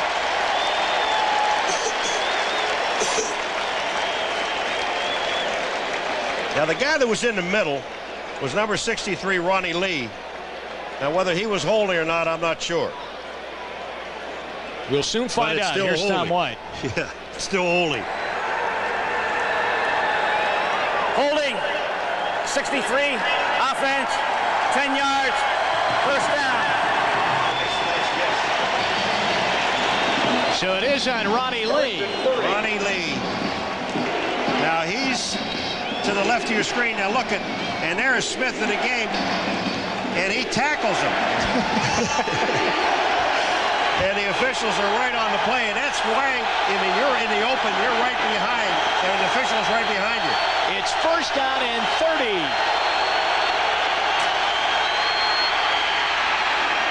Well, that ball came off his hand funny, didn't it? And Travis McNeil, the tight end, could not hang on. Didn't that look a little strange coming out of his hand? It looks strange, and I'm going to tell you something. And Travis is kind of glad he didn't catch it because Kevin Porter was sitting right there. Here's Craig coming out. Remember, he's had a few balls slip out of his hands in his throwing career. This ball just looks like it's pushed out, and it is coming out. He short-armed it, and the ball almost didn't get there. Have we seen a screen pass today? We have not seen a screen anywhere, have we? No, we have not. Second down and 30. 8:35 left here, and the Chiefs leading by 6.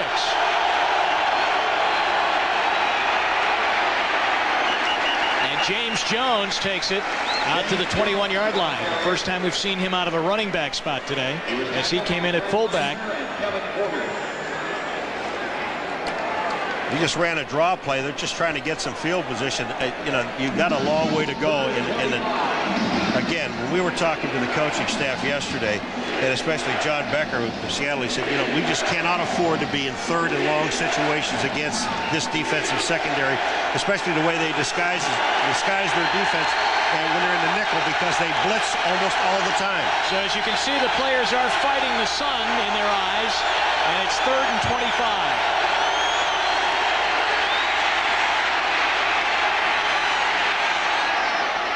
It's caught by Blades, but short of the first down as he got out to the 46-yard line. Still a heck of a play by Craig to get out of that pocket and step up and throw.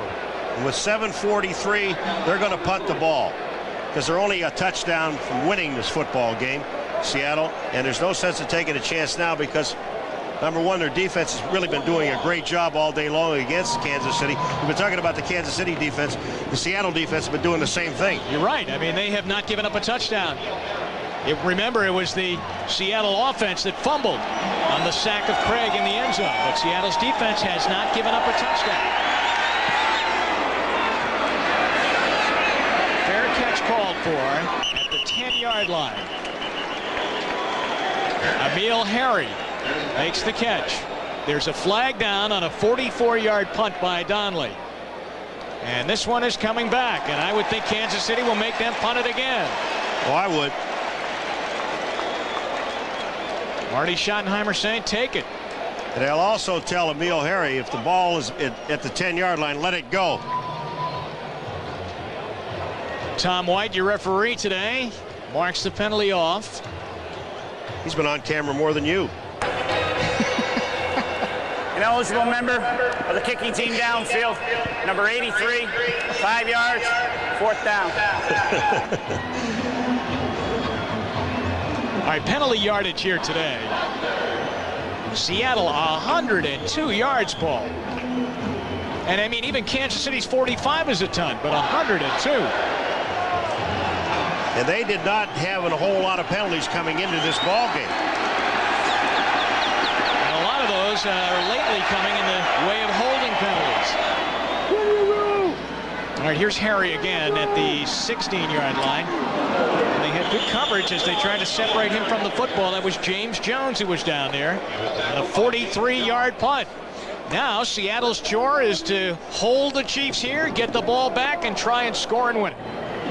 Chiefs lead by 6 here at Arrowhead Stadium. Referee Tom White said, go ahead, you guys can get on, Paul. I'm glad Tom let us on for a while.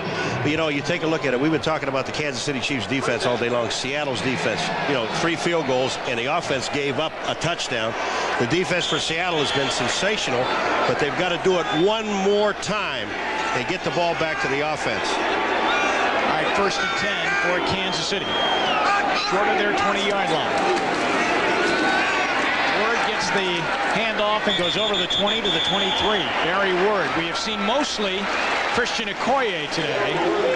Ward's been spotted in and out. Tackled by Darren Como. 2nd and 4. The running Kansas City Chiefs. 30-plus rushing attempts. They win. 5 times this year they've had 25 rushes. So 5 more rushes and they are there, and they are in the lead. And as you said, Paul, before the ball game, the team that ran the ball better here would win this game. 2nd down 4. Flag is thrown right in the middle of the pack on the running play. Here's Tom again. And so for the first time in a long time, Kansas City is flagged for holding. He was tackled by Darren Como. 6:29 left. Seattle is down by 6, 16-10. Here's Tommy. Holding. 79 offense. 2nd down. 10-yard penalty. That's the rookie David Zott. Now Miami looks like they're just about there, Paul, at the Meadowlands. Buffalo will go to 8-1. Chicago 24-10. They'll go to 8-1 too. It just seems to be like 6 outstanding teams in the National Football League at this point, halfway through the season. 6:15 left. 4th quarter, 16-10. Kansas City leading. But after that penalty, they're 2nd down and 14, deep in their territory. And he throws to Rob Thomas, who gets nailed by Melvin Jenkins. That's the 2nd time today we've seen a real hard clothesline tackle. And that's one of those shots around the head that an official can actually call that as a personal foul. Watch this. Watch Jenkins, number 24. Watch his right arm. And this is hello headache. Ooh. That's a hit. Thomas now has 7 catches in the game. How many yards? 53. 5:28 left here. DeBerg sets Stephon Page in motion. Nisby Glasgow was blitzing, and he got it to Page. And that's a 1st down for Kansas City. It's a difference. Stephon Page knows where the 1st down is. He knew that he had to get at least 4 yards downfield. That's all he got. Stephon Page goes in motion. And when he comes down, watch, he goes underneath here. And he knows he has to get 4 yards downfield, which he does. And Blackman makes the tackle. But that's a 1st down. Now the clock starts to become a bit of a problem for Seattle as you're under that 5-minute mark. And Kansas City still has the ball, and in fact, they're just starting a new series of downs. 1st down. Word is back into the backfield. Barry Word with Bill Jones, his fullback.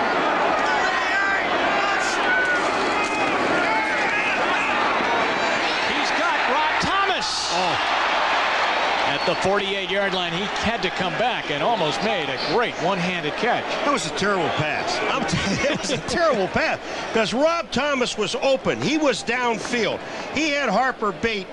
And DeBerg just never gets the ball there. He has time to throw it. But look where this ball is thrown. Thomas is downfield, and he almost makes a spectacular catch. 10, Indianapolis 6. Look at here, how far behind this ball is thrown.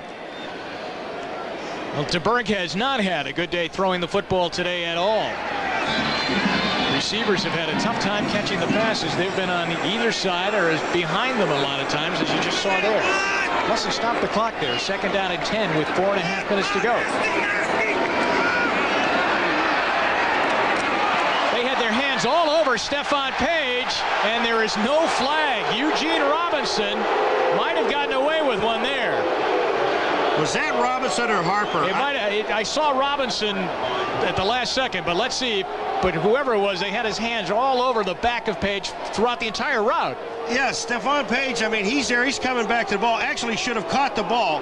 Now, here's the play.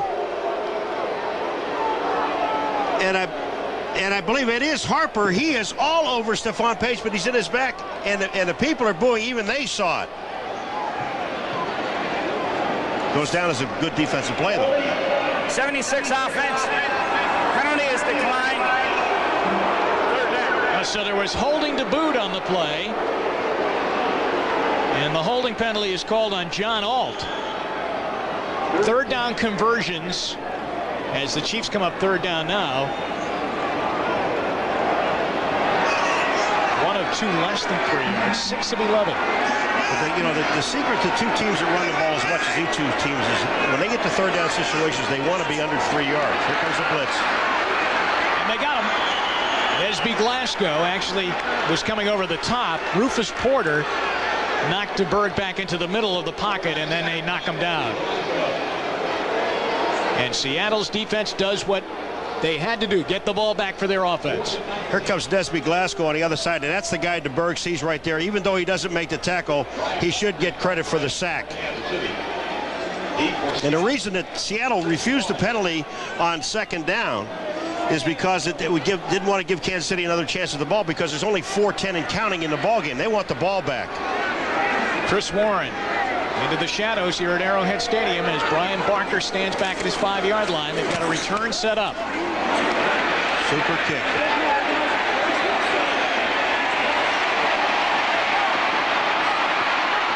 And Warren does a pretty good job to get some kind of yardage out of that, out to the 35-yard line. Frank Winters makes the tackle. He's the snapper who's down first on the play.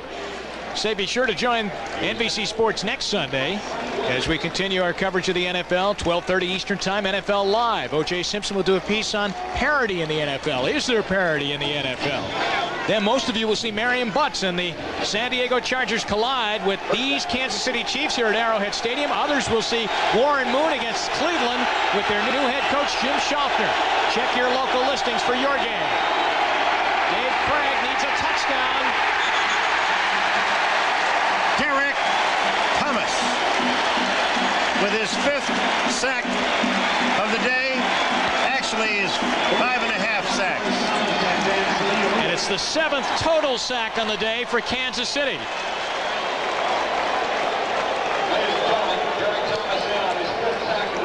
That time the protection was pretty good at this point. Heck is trying to get to Derek Thomas. Now Thomas is actually flushed out by Sally Amua, and then Derek Thomas finishes it off. Second down, 17. Here comes Moz. Screen.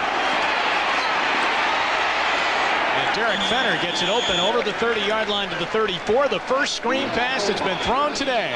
I was waiting on that, but that time what Seattle did is they actually blocked Derek Thomas with 2 people just to try and slow him down. Now we're at 3 minutes to go.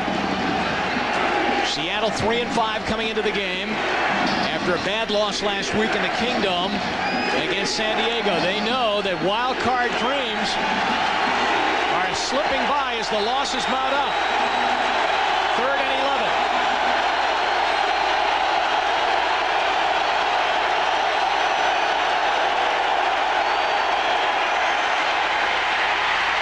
Chris Martin can't get him.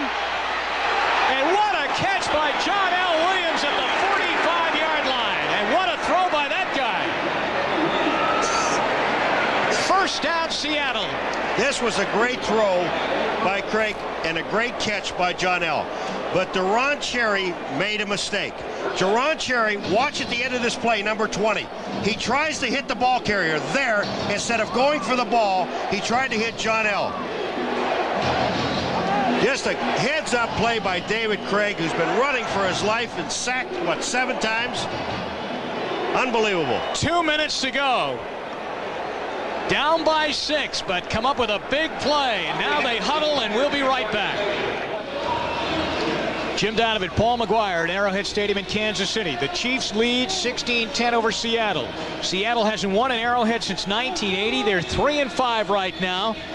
A loss here today, really 3-6, is a long way from trying to make it into the playoff field. But a 23-yard pass play on 3rd down by Dave Craig to John L. Williams has given them life. With 2 minutes to go, they're in Chiefs territory and have all of their timeouts left. First down.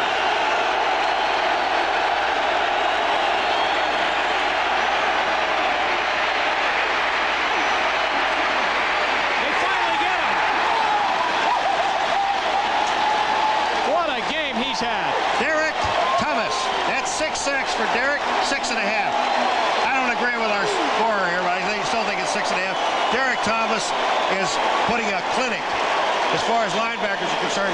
But again, when you see a man make a sack, watch how much time Craig has. There's no one to throw the ball to. That's just tremendous defensive coverage downfield. And then Derek Thomas comes off a fitter and makes the play. Outstanding. 2nd and 20.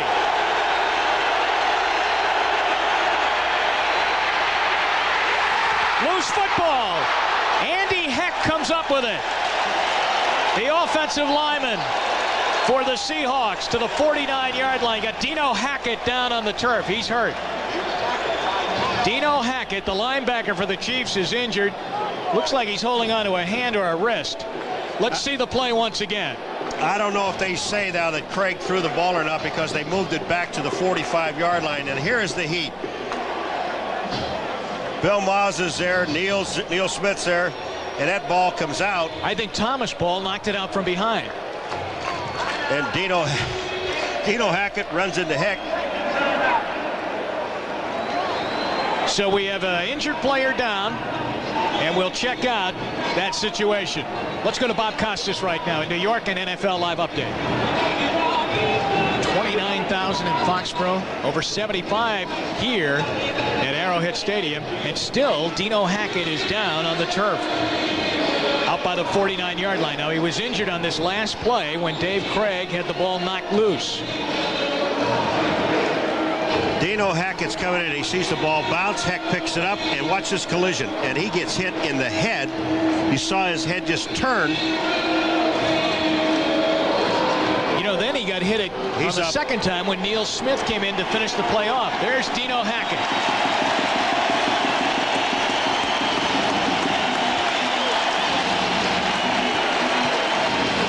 So he goes to the sideline. Now officially, Derek Thomas has been given 7 sacks in this game.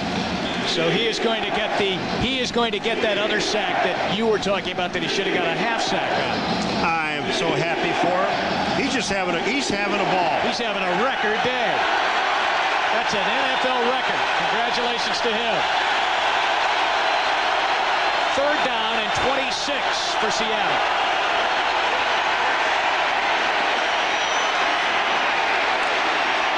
Tommy Kane, fumble, Chris Martin.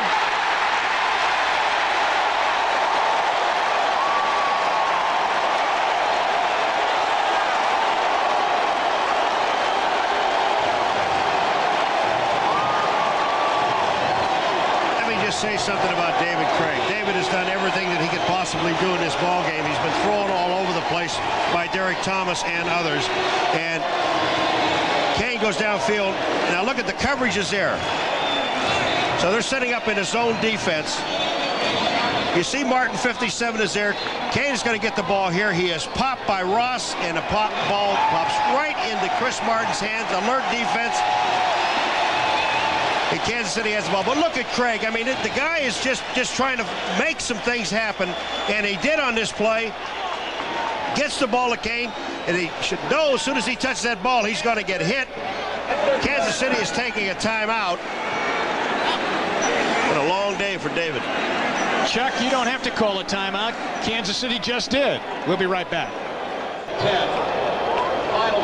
Jim Donovan, Paul McGuire back at Arrowhead Stadium in Kansas City. The Chiefs are on their way to their 6th win of the year, thanks in large part to that man, Derek Thomas, who has set an NFL record today with 7 quarterback sacks. Guys go through a year not getting that many. I was just going to say, he's had a year today. I mean, he has just been something. Look at him. He's just been having a ball. 1:15 left.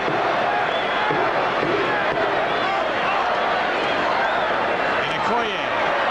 Submarine. There's a loose ball. And I believe Kansas City might have gotten it back.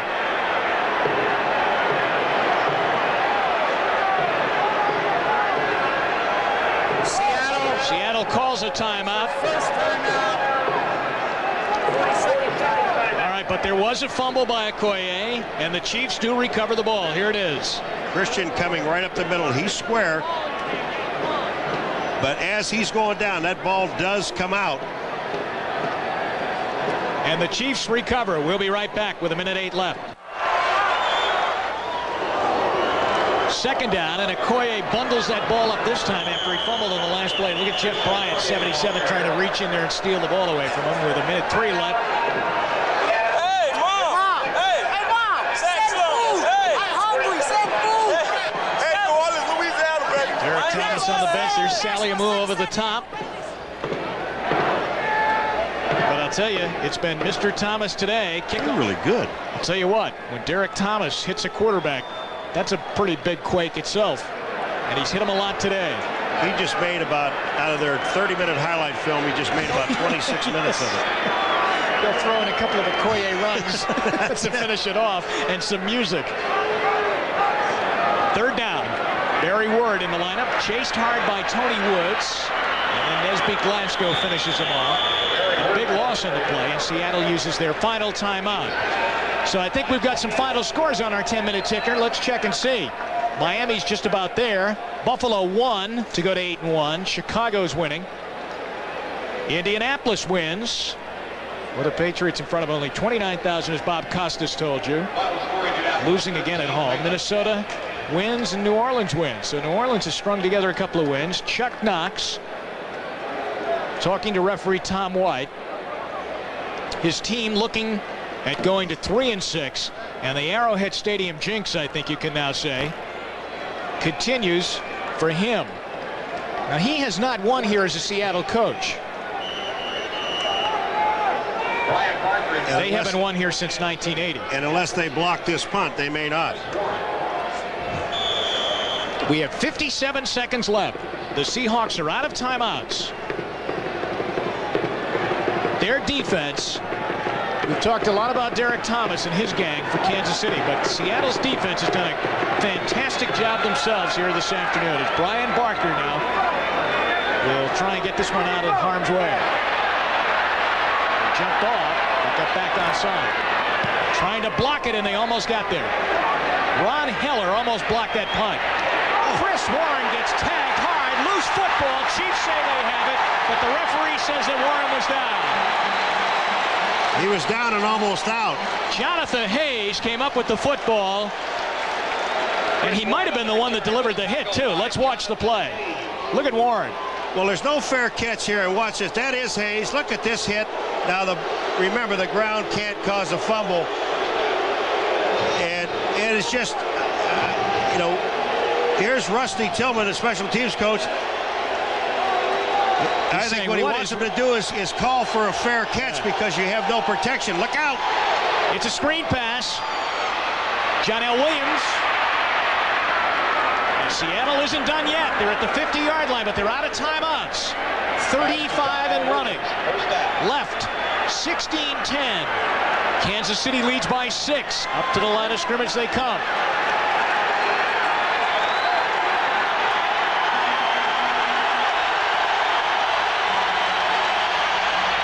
That's open. Down to the 25-yard line. Tommy Kane, he picks up 25 yards on the play. He's got to burn one right here. 10 seconds left. He's got to get him up and spike the ball into the ground.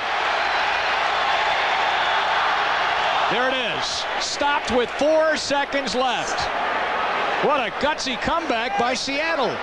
But can they get it into the end zone now? 25 yards away. There's only one play, and it's got to be at the end zone. There's, you know, no gimmicks here. And they're just saying, everybody get down on the goal line and wait. Because they'll come to you. You got Deron Cherry, go sit down in the end zone somewhere. Chuck Knox screaming out instructions to his offense. 4 seconds left. This is it. Need a touchdown to win it. Deron Cherry is down at about the 5-yard line. He's just waiting. They're backing off. Look out for Derek Thomas. Paul Scanty's got it. Is this? I'm telling you, you something? David Craig has done everything that he could possibly do in a ball game as a quarterback to win a football game. Paul Scansey made the catch. Marty Schottenheimer will now hope that Norm Johnson will miss the extra point. Scansey is downfield. Now look, you've got to get into the end zone. He's just all by himself. Now I don't know. There's Deron Cherry.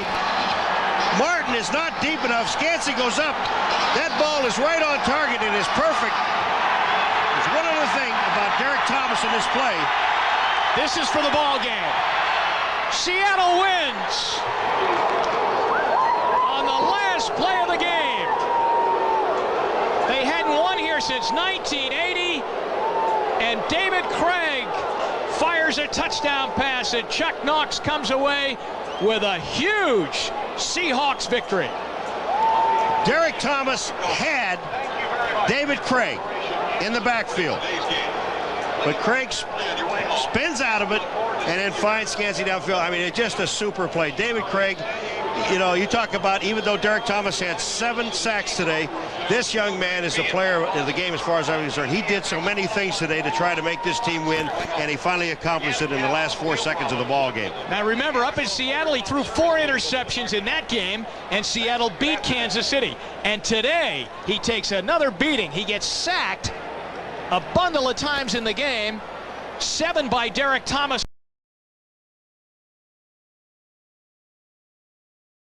So Paul Scansey for the touchdown. 10 times he was sacked. Let's go back to that final play of the ball game. Watch Derek Thomas, 58.